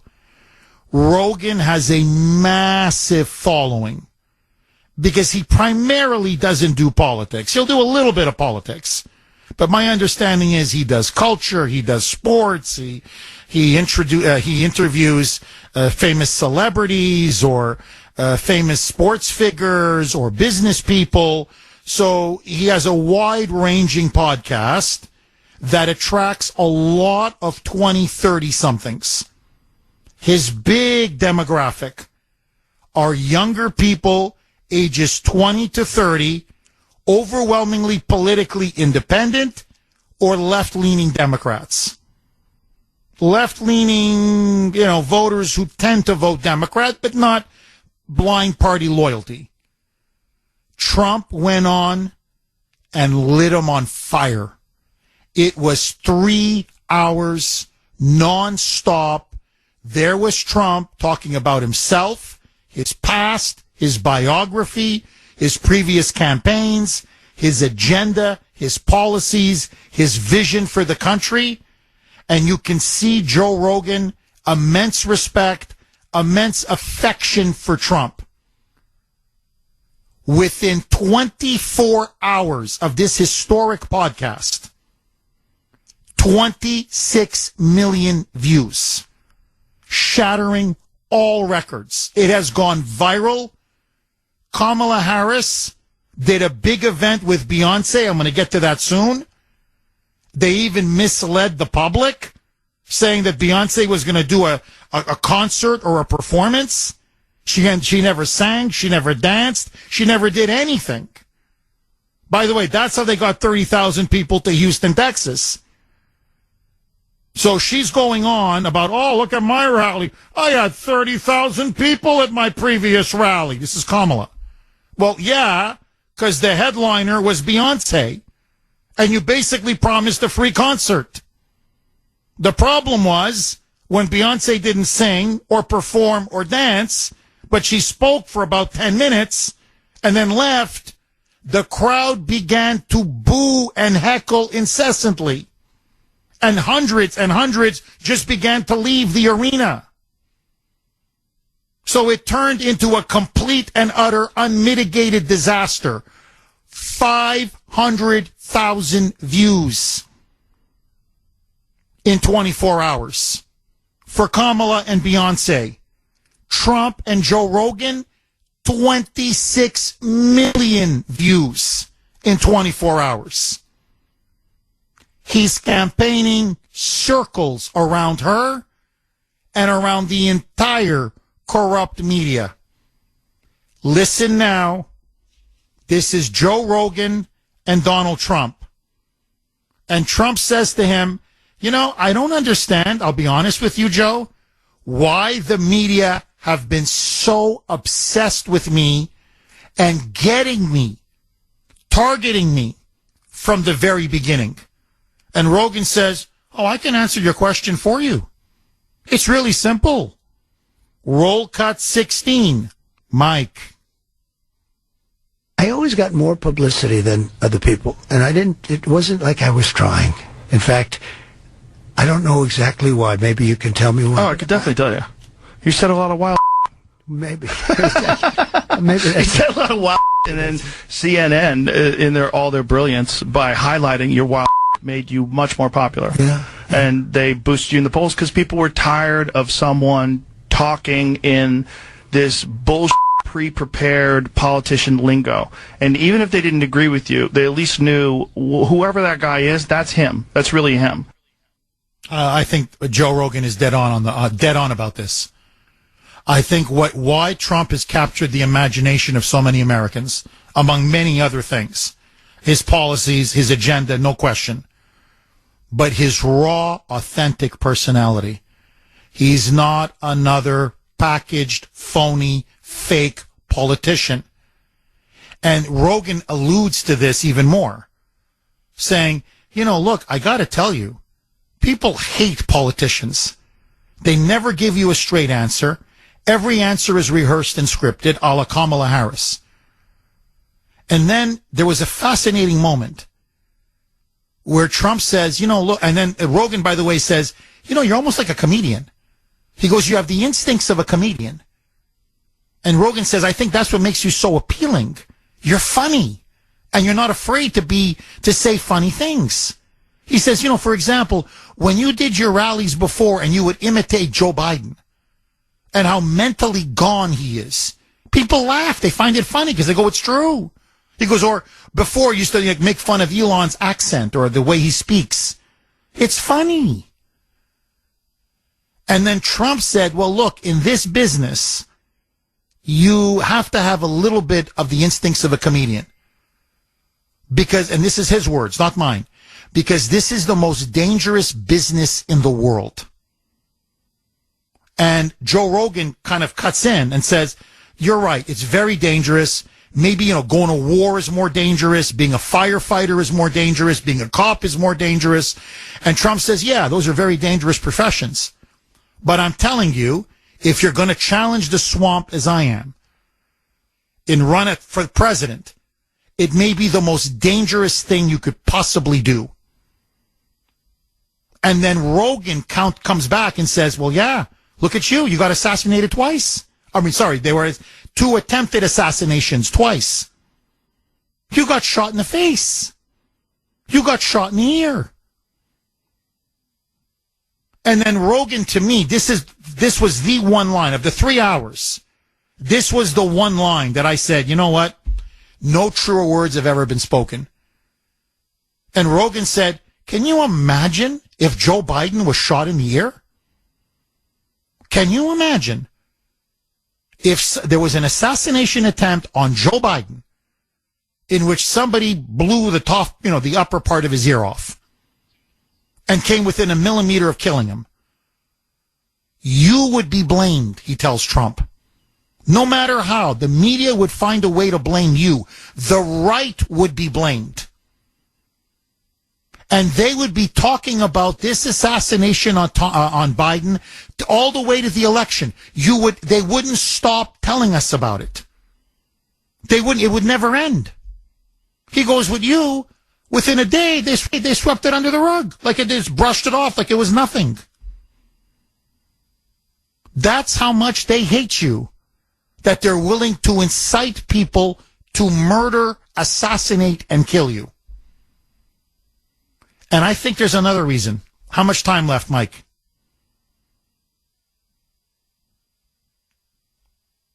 Mike, how much?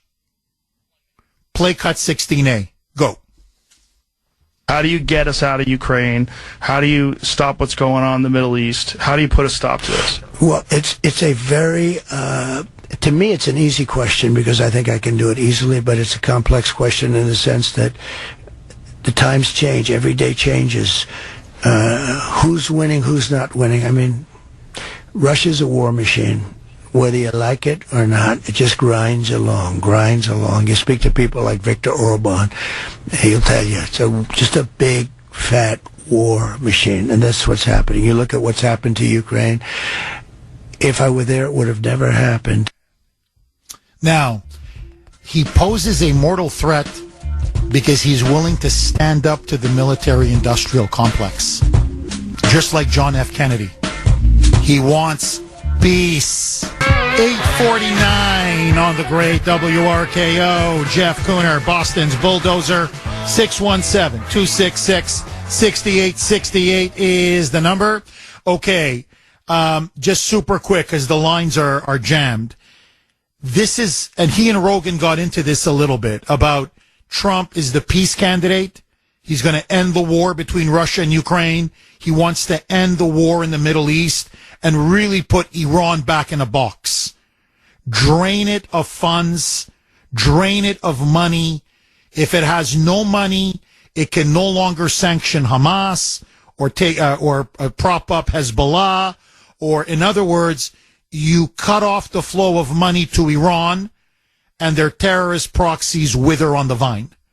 So Trump is saying, look, I can end these wars, both in the Middle East, especially the one in Ukraine and Russia, which could go, nuclear at any moment. But it takes aggressive diplomacy, the ability to make deals, and to follow through on your commitments.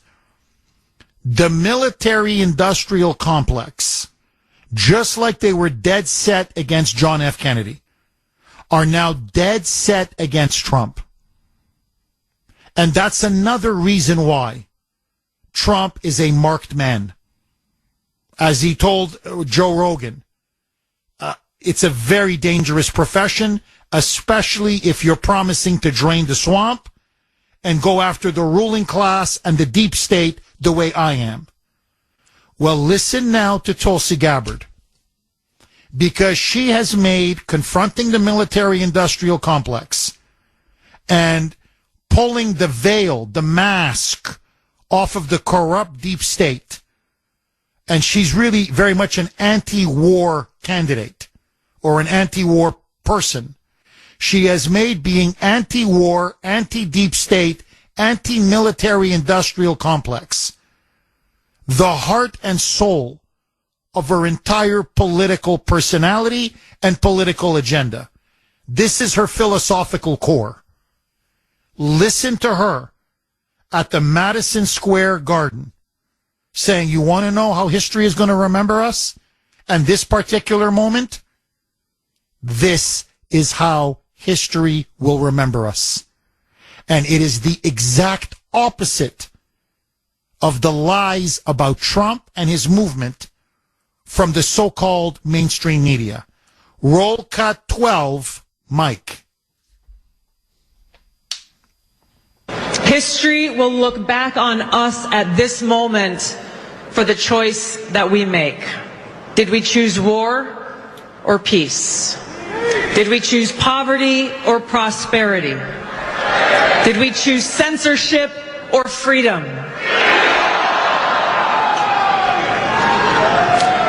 Our freedom and our future is in our hands. We have just a few days left to complete this no-fail mission that we have before us to save our country.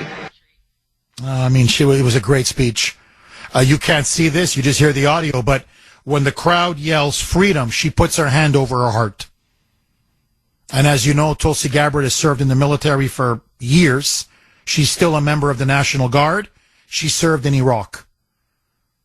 And having seen the horrors of war up close, she says, I have vowed no more wars, especially wars that drain and exhaust the United States, and that our soldiers, our men and women, are used as cannon fodder. And so she said, no more. We are not going to sell our own soldiers and our own blood down the river. And that's why I'm backing Trump. RFK Jr. himself said, vote for Trump on the issue of war in Ukraine alone. If you're against World War III, vote for Trump. And that's why the military-industrial complex wants Trump gone. And that's why the deep state wants Trump gone. Because he poses a mortal threat to their power, their multi-billion-dollar contracts, their wealth, their privilege, everything. Tom in Wisconsin. Thanks for holding, Tom, and welcome. Hi, Jeff. Hi, Tom. Just before I make my main point, I just want to say, what the hell's going on with you voters in Ohio and Arizona where Trump is easily winning and the Senate Republican candidate is struggling, especially Carrie Lake, down 7 points? I just can't understand these split ballot voters. Anyways, on to my main point. The Democrats are a party of violence. The news anchors from the fake news media have been calling President Trump a fascist and Hitler. Every single news channel should have their reporters banned from the White House press corps. The fact that you're calling President Trump, Hitler or a fascist means you're saying it's okay to kill him. You are directly saying, go ahead and kill Trump. Well, 2 people came forward and tried to do that. If you say it enough to the gigantic population of hundreds of millions, you're going to get people to come out to sacrifice themselves to kill him. The Democrats are a deep-seated party of violence. They deeply hate Republicans. They are loyal to their party way beyond the Republicans are loyal to their party. As out to lunch as Joe Biden is right now and was, his approval never went below 37%. I am amazed at that. If that were a Republican, the approval would be below 20%. Never underestimate the loyalty and the amount of hatred that the Democrat voter has for the Republican voter.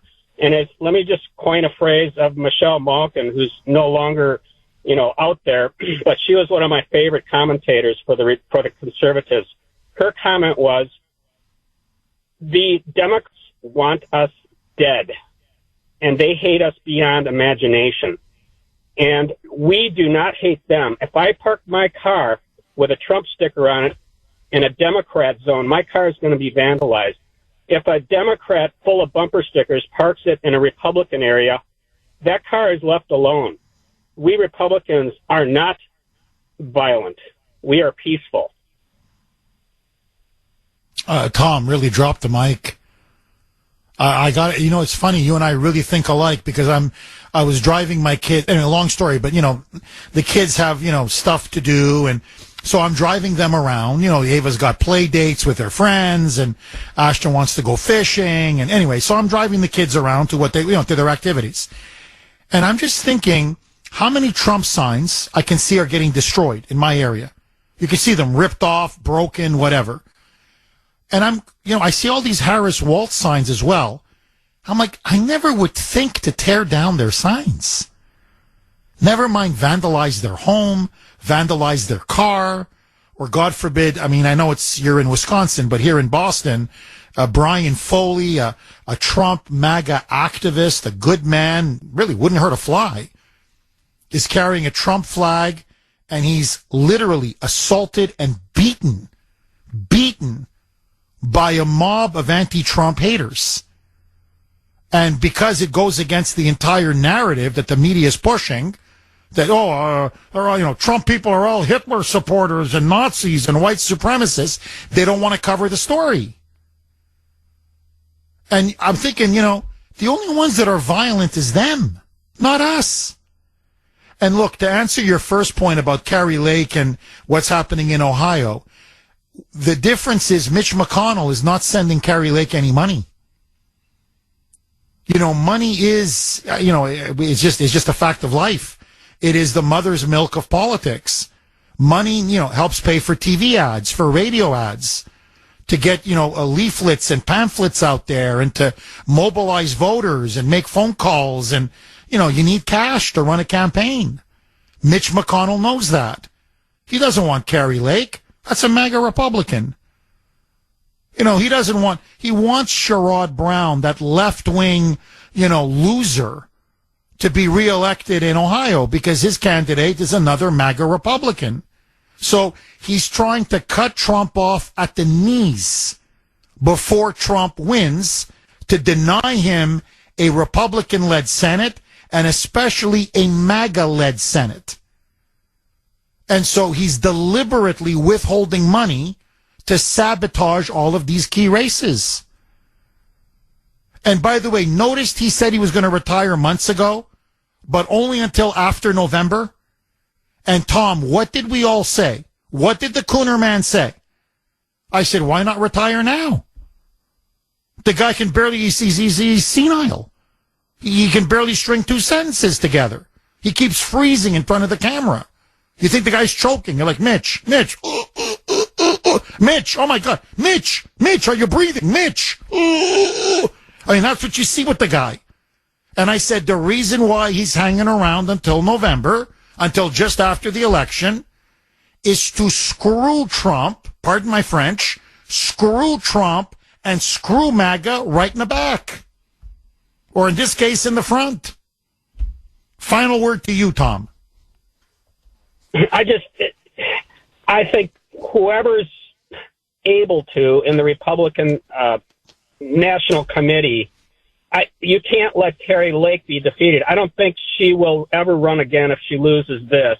And she would have been Trump's running mate this time had she won when she ran for governor. The Democrat Party wants her completely defeated because she's too big a risk. The problem now is we have Tulsi Gabbard, and that's very difficult to get to her as a great conservative woman and who's got the speaking capabilities and the smarts to go against the Democrats and undermine them. But this travesty of just letting Kari Lake hang out there and lose this election is the worst one of all the Senate candidates and all of the House of Representative candidates. Her loss is going to be the worst one. It is a shame. It's scandalous. I agree. Completely agree. Tom, outstanding call. Thank you for that call. What do I say? I know, Jeff, you're like a tape, but it's true. Best audience in the business. Dan in New Hampshire. Thanks for holding, Dan, and welcome. Mr. Kuhner. Dan. I'm not worthy. Mr. Kuhner.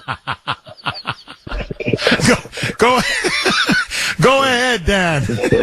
Yes, you are, my son. You are worthy. Speak. Thank you, sir. Thank you. Did anybody see Michelle the other night? I'm sorry, did anybody see what? Michelle Obama's speech in Kalamazoo. Oh, I'm going to play that. I promise. Next segment. But go ahead, Dan. Go ahead. Give us a little preview. But didn't you see what she was doing throughout her speech? She was... Well, I mean, her husband is the one who's notorious for his cocaine use, Barack. But, no, I didn't catch that. I mean, look, since you played it, let's go to it. So this is the big news out of Michigan. Okay. This is what I mean when I say Trump is on a roll. And what's happening now is it's history in the making because he's breaking one barrier after another. He's hitting one benchmark after another. Well, trust me when I tell you this. He is now creating the most expansive, diverse political coalition, maybe in the history of American politics. Certainly in modern political history.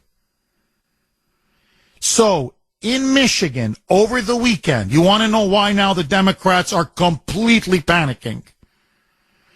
Donald Trump got the endorsement of the most prominent Muslim clerics and imams in Michigan. In Michigan, the Muslim community has now endorsed Donald Trump. The Arab American community and many of its leaders and mayors have now endorsed Donald Trump. This is absolutely unheard of. Unheard of. And as this prominent imam said in a speech with Trump at a rally in Michigan, Trump is the peace candidate. I believe Trump will bring peace, especially to the Middle East, which is of big concern to Muslim Americans. But then he went on to say he is the candidate of family values. We don't want this transgenderism being rammed down the throats of our kids. We don't want this sexual promiscuity and at times pornography being peddled to our children at the 3rd, 4th, 5th grade level to our kids. We stand with Donald Trump. So what that means now is that Trump has done almost the impossible. He has now cracked the Democratic stranglehold on the Muslim vote in Michigan and the Arab American vote in Michigan. In fact, the polls right now say more Muslims in Michigan, more Arab Americans in Michigan are going to vote for Trump than Kamala. If you said that to anybody 6 months ago, they'd say you're freaking crazy. Lock that person up in a mental asylum. Which means Kamala is going to lose Michigan. This is the Muslim community is the iceberg. The Kamala campaign is the Titanic. The Titanic just hit the iceberg. So they have to roll out Marxist Muchel. Okay, Big Mike. They got to roll out Big Mike. So here's Big Mike in Michigan. And they're trying to desperately save the day. So this is all that they have left. This is it now. This is how they think they're going to win back the Muslims. They're going to win back the Arab Americans. They're going to win back the auto workers. They're going to win back the unions, the steel workers that are now all voting for Trump in droves. This is their strategy now, how to win back people in Michigan. If you vote for Trump, you're a racist and a sexist, especially if you're black. Black men in particular. It's all you black guys out there. Welcome to the club. Now you know what they've been doing to the Kuhner man and to people like me for years. The racist, sexist, misogynistic. So, as I say, welcome to the club. You've arrived. Listen now to Big Mike, Michelle Obama, at a Harris rally in Michigan. They're now running on pure hate, pure fear, pure fear-mongering, and panic porn. Roll cut 26, Mike. I got to ask myself, well, why on earth is this race even close? I lay awake at night wondering what in the world is going on. And it's clear to me that the question isn't whether Kamala is ready for this moment, because by every measure, she has demonstrated that she's ready. The real question is, as a country, are we ready for this moment? I mean, unbelievable. Unbelievable. You know, wink, wink. Why aren't men voting for her? Wink, wink. Why aren't black men in particular voting for her? Could it be because they're all a bunch of racists and sexists? Listen now to Big Mike. Roll cut 27. Mike. Are you as men prepared to look into the eyes of the women and children you love and tell them that you supported this assault on our safety? And to the women listening, we have every right to demand that the men in our lives do better by us. We have to use our voices to make these choices clear to the men that we love.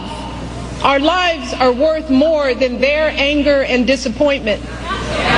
And we are more than just baby-making vessels.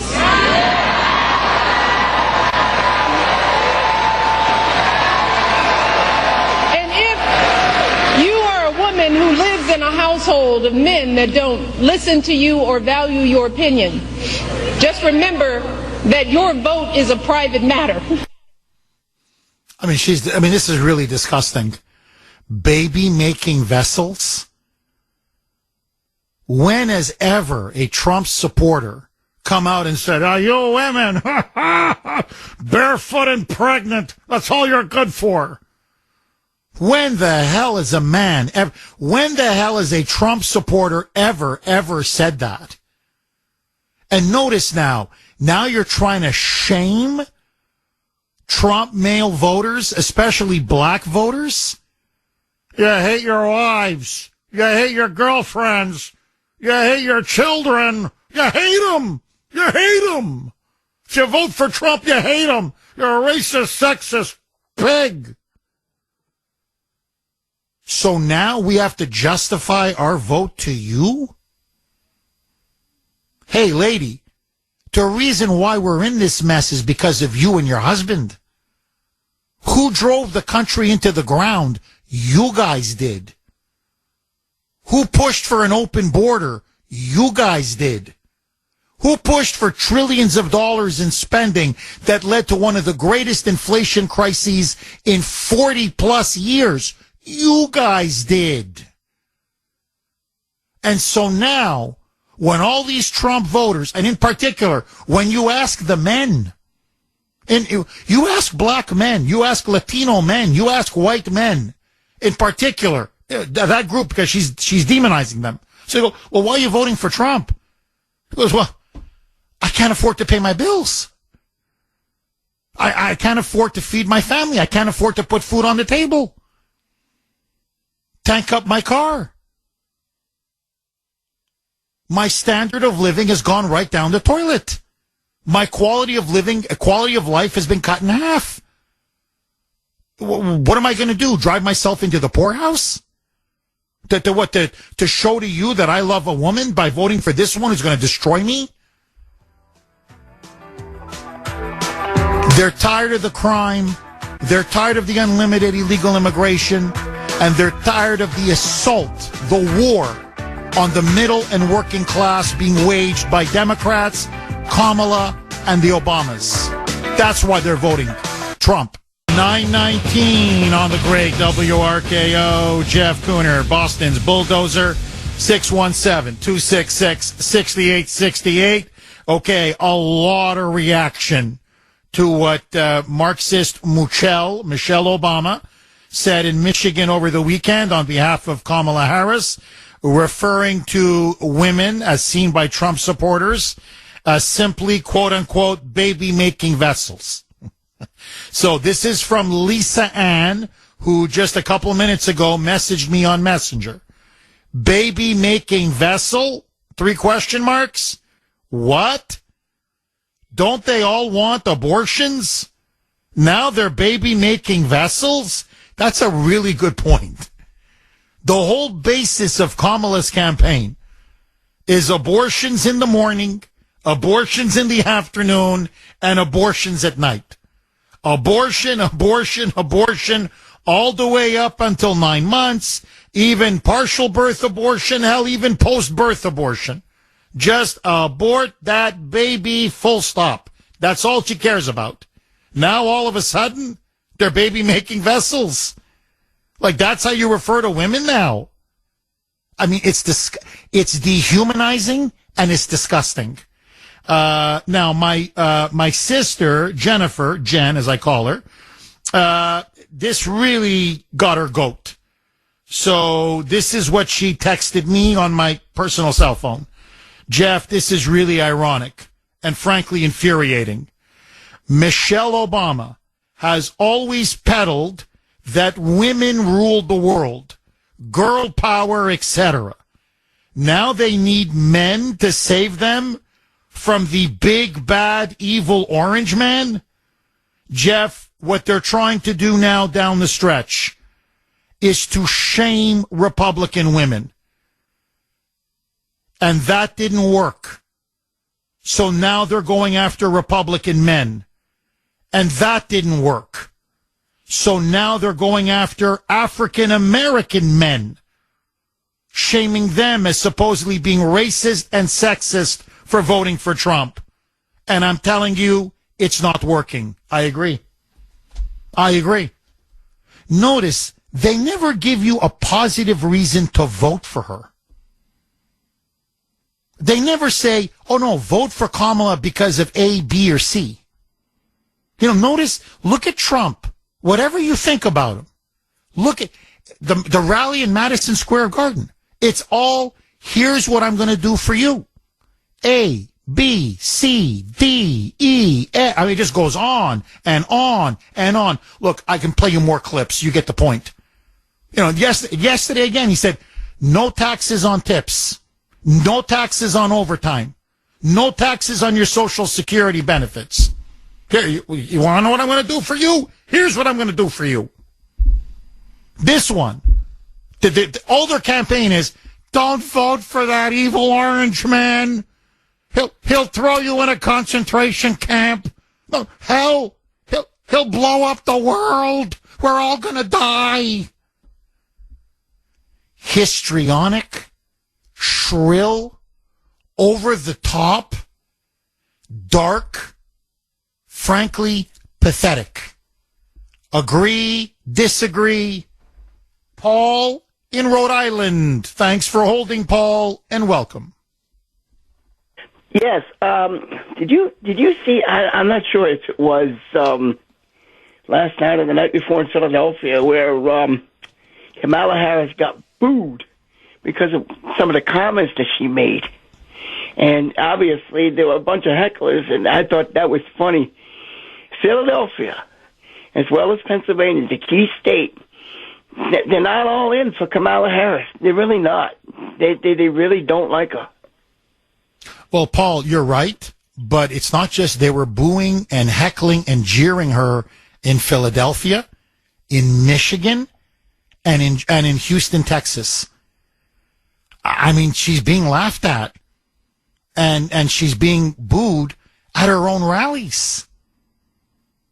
So, you know, and Paul, look at Trump at Madison Square Garden. Hell, you got to all of you, please.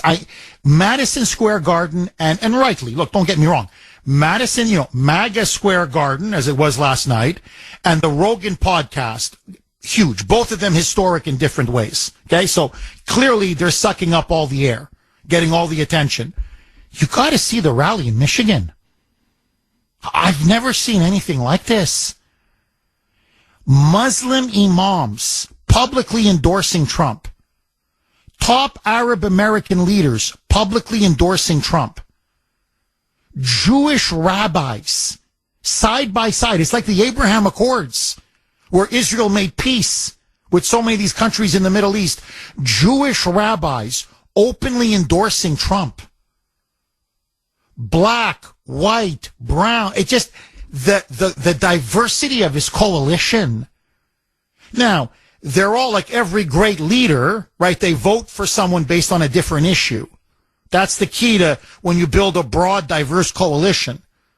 So many women now coming out for Trump on the issue of men in sports, transgenderism, and the mutilation of their children's bodies and private parts. What I'm saying is he's putting together one of the most impressive political coalitions I've ever seen. He's not subtracting, he's adding. And they love him. The Muslim Americans, look, say what you want. They warmly embraced Trump at that rally. You could see. So Madison Square Garden on Sunday, tens of thousands of Jewish Americans with yarmulkes.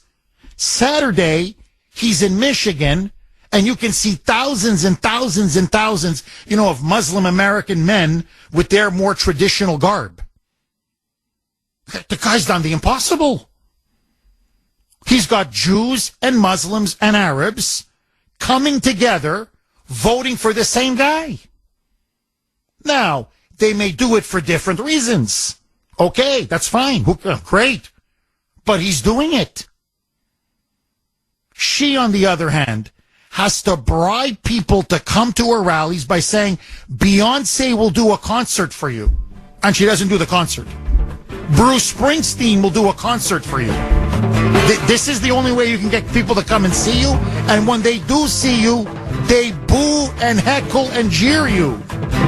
They make fun of you. They call you a POS. 9:30 on the great WRKO. Jeff Kuhner, Boston's Bulldozer. 617-266-6868 is the number. Okay, I'm going to go right back to the lines are on fire. Right back to the loaded phone lines. But just for a couple of minutes, please sit back. You got to hear this. So, Kamala Harris apparently was drinking at a bar with Michigan Governor Gretchen Whitmer. This was over the weekend. And apparently over a hot mic was caught telling Whitmer that her campaign is struggling with men. Now, especially white men. But she says male voters in particular are just abandoning her and the Democrats in massive numbers.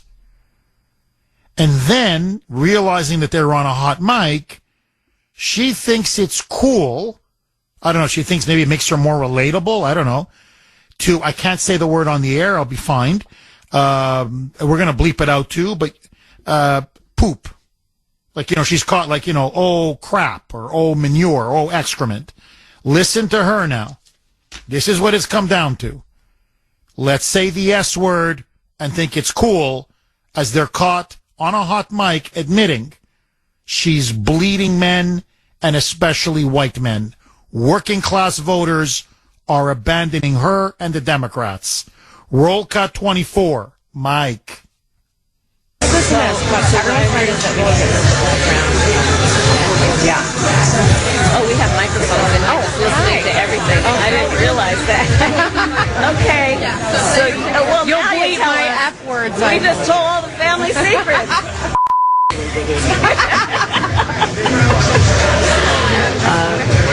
Anyway, it's good to see you.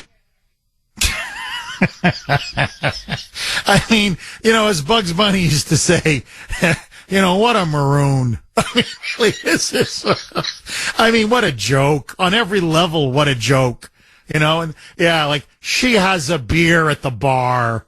Yeah, she's just a working class gal, just having a beer like everybody else. Right.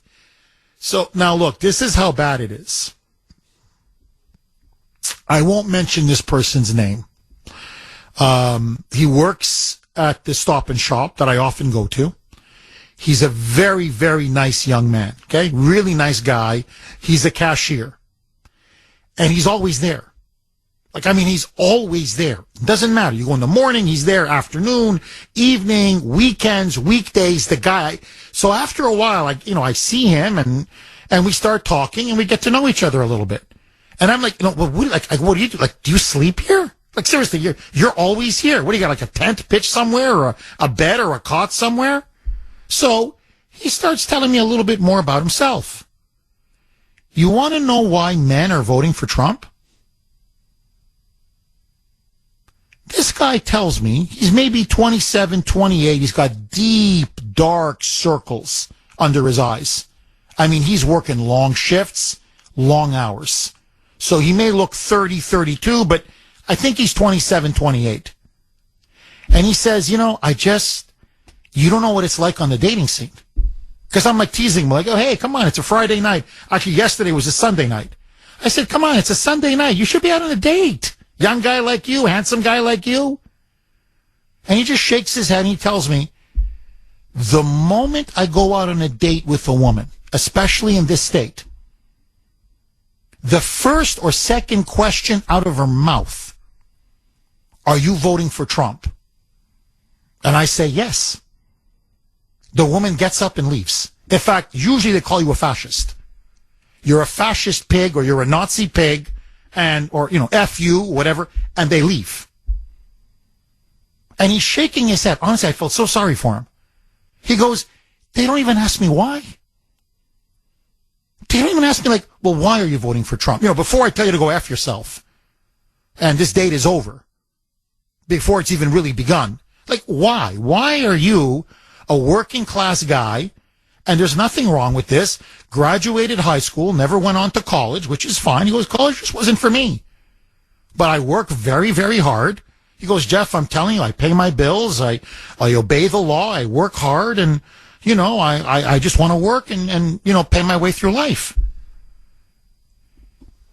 Jeff, I'm working 2 jobs. I'm doing double shifts. I'm grateful to Stop and Shop for letting me work 16 hours a day.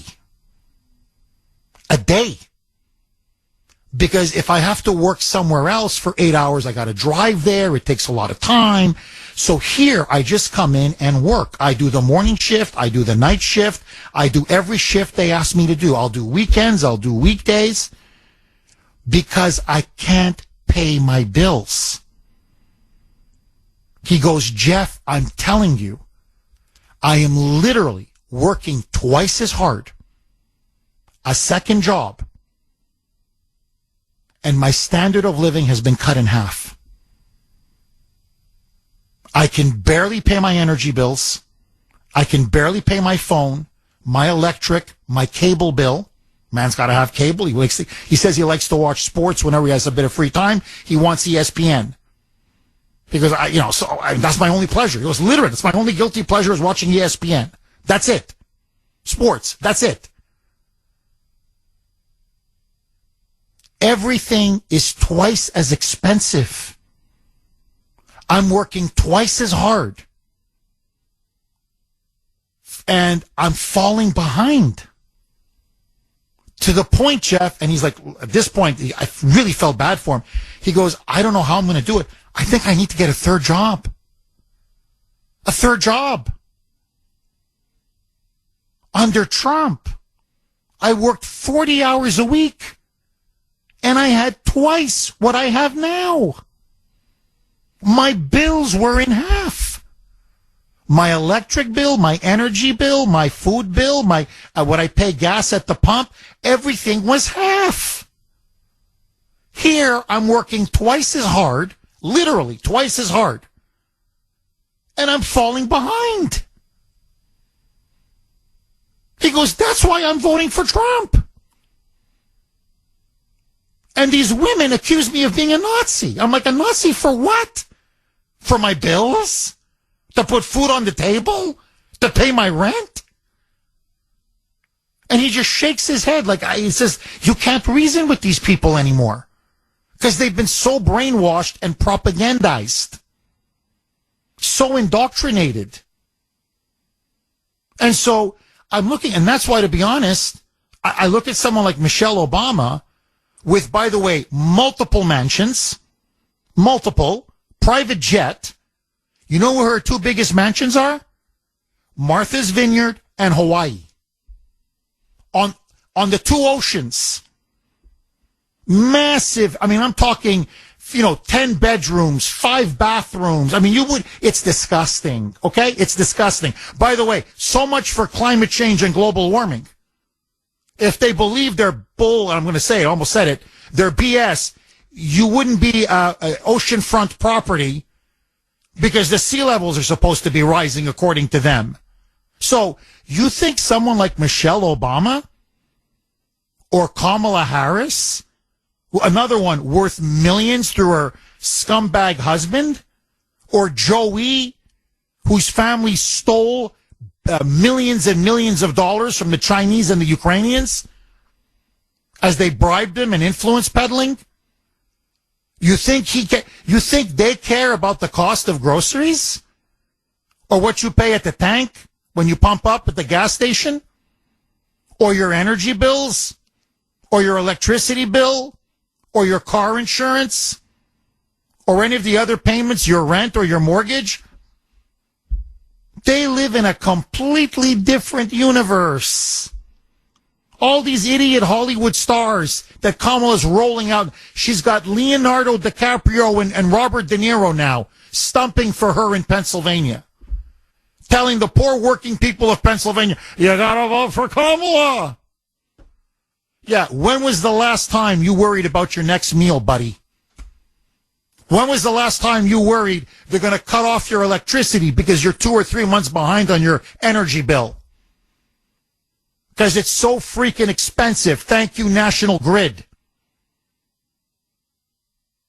It's no mystery why quote unquote male voters are voting for Trump.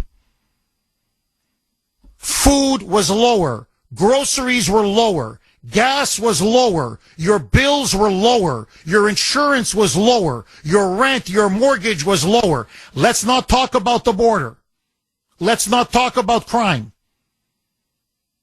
Let's not talk about wars all over the place, the disastrous withdrawal from Afghanistan. Let all that go. I'm talking cash money, baby. I'm talking about what you put on the table to feed your family and put a roof over your head. Americans are treading water. They can barely keep their head above water. And now, instead of saying, is everybody crazy? Is everybody like, geez, man, this guy Trump, he's lighting him on fire. Maybe it's us. Maybe it was our policies, our agenda, what we did to them, that we've driven all these people into Trump's arms.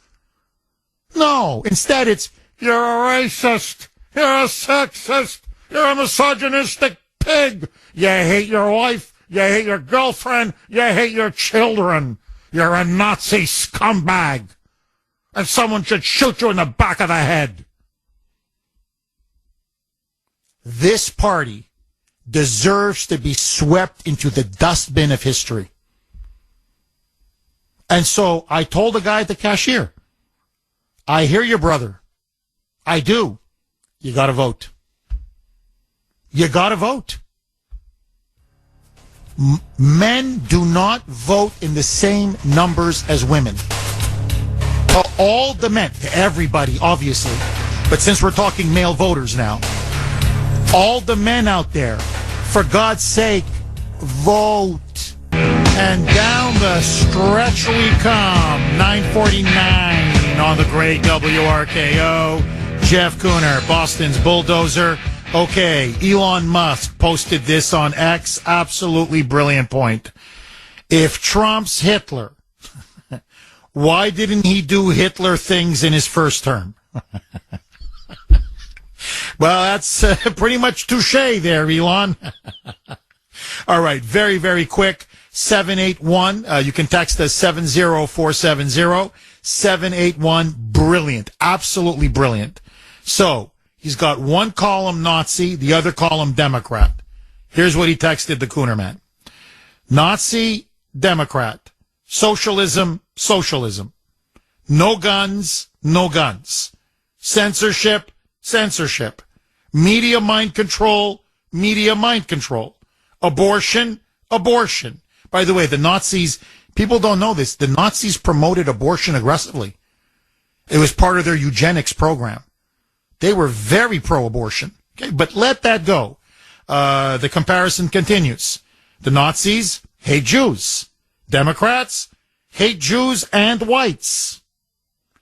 Worship the government? Worship the government. You compare what Democrats believe to what the Nazis believed. And you tell me, who's the real Nazi here? Chuck in Dighton. Thanks for holding, Chuck, and welcome. Good morning, Jeff. Love you, buddy. Thank you, Chuck. Jeff, I got to give it to the Democrats. They're pretty smart in what they're doing right now, and I'm sure you see it. With all the rhetoric they're spreading out about Trump being a Nazi, Trump being a fascist, Trump's going to arrest people, yada, yada, yada. They are setting themselves up so when Trump obviously comes into power, because I think he is going to, and they know that, so when he starts to correct all the wrongs, they're going to say, look it, see, he's a Nazi, he's arresting people, he's doing this, he's correcting the media. All the stuff that he should be doing, they're, basically setting it all up to say, see, look it, we told you so. Chuck, that's exactly what they're doing. You nailed it. And Trump knows that. Elon knows that. And Elon has told Trump, you just do what you got to do. Just at this point now, we have to just ignore them. And look, Elon just posted this. I mean, Chuck, you got to hear it. They're looking at all the early voting data, the statistics that are coming in. And Elon's now saying we're looking at a clean sweep. In other words, it looks like she's going to lose every battleground. Again, I don't want to jump the gun and get overly confident, but you nailed it, Chuck. They're starting to now transition to Plan B. And Plan B is they're petrified of everybody on that Jeffrey Epstein list going to jail. They're petrified of everybody who went to those P. Diddy freak-offs going to jail. And that's why all of these Hollywood elites, all of these media elites, all of these globalist billionaires are desperately now attacking, vilifying, and smearing Trump because they know their day is going to come. The reckoning is coming. And so when Trump starts to put them behind bars through his DOJ, they're going to say, look, Nazi, Hitler. And we'll just say, no, pedophile, pedophile, pedophile. Chuck, what say you? Jeff, I agree with you 100%. My only concern is how we correct the media and what they've done and how we can get it back to where it should be, honest, true information. And one other thing, back in the day, Jeff, I used to be a big Bruce Springsteen fan. Not anymore. I mean, a guy that used to portray Born in the USA, well, I don't know what the hell he's talking about now with what he's, pushing. Same here. Chuck, I was a big Springsteen fan when I was young. And I loved his Born in the USA album. Other albums, too. But the Born in the USA album, one of my favorite albums of all time. And now he's just become another, honestly, hysterical, deranged, woke leftist. He's become a pathetic clown. Chuck, thank you very much for that call. You know the expression, shut up and sing? He really should shut up and sing. Maureen in New Hampshire. Thanks for holding, Maureen, and welcome. Hi, Jeff. It's so good to listen Maureen. to you. You always, oh my God, I love your show so much. So Thank you, Maureen. Real quick, I know that time is short. I want to know why we're not talking more about Dr. Phil's performance. He made the most amazing point about bullying. And I think the Democratic Party is so full of bullies, and they try to scare people, and their biggest shout out is about abortion and women's rights, and they're nothing but a bunch of bullies. And I just wanted to give a big shout out to Dr. Phil. And I think that he deserves it. He was amazing. He does deserve it. Oh, Maureen, he was phenomenal. He gave a great speech. And in the business that he's in, the circle that he runs in, he's taken a big chance. He's literally putting his career on the line by backing Trump. So Dr. Phil has my full respect. Full respect. Maureen, thank you very much for that call. Mike, can I squeeze one more in? Who do I go to, Mike? Russ in Boston. No, Russ dropped. Bob in New Hampshire. You've got a minute. Go, Bob. Try to make it quick. Okay. You're a parent. You got kids. I'm sure you wouldn't let your kids hang around with drug abusers or sex traffickers. If you had a friend and he was caught in the act of molesting a child, you would distance yourself from him. The Democrat Party is the party of child molestation, of child mutilation, 325,000 missing children. Bob. What a way to end the show. What a way to end the show. Drop the mic, baby. The choice couldn't be clearer. For God's sake, vote Trump. Bye-bye.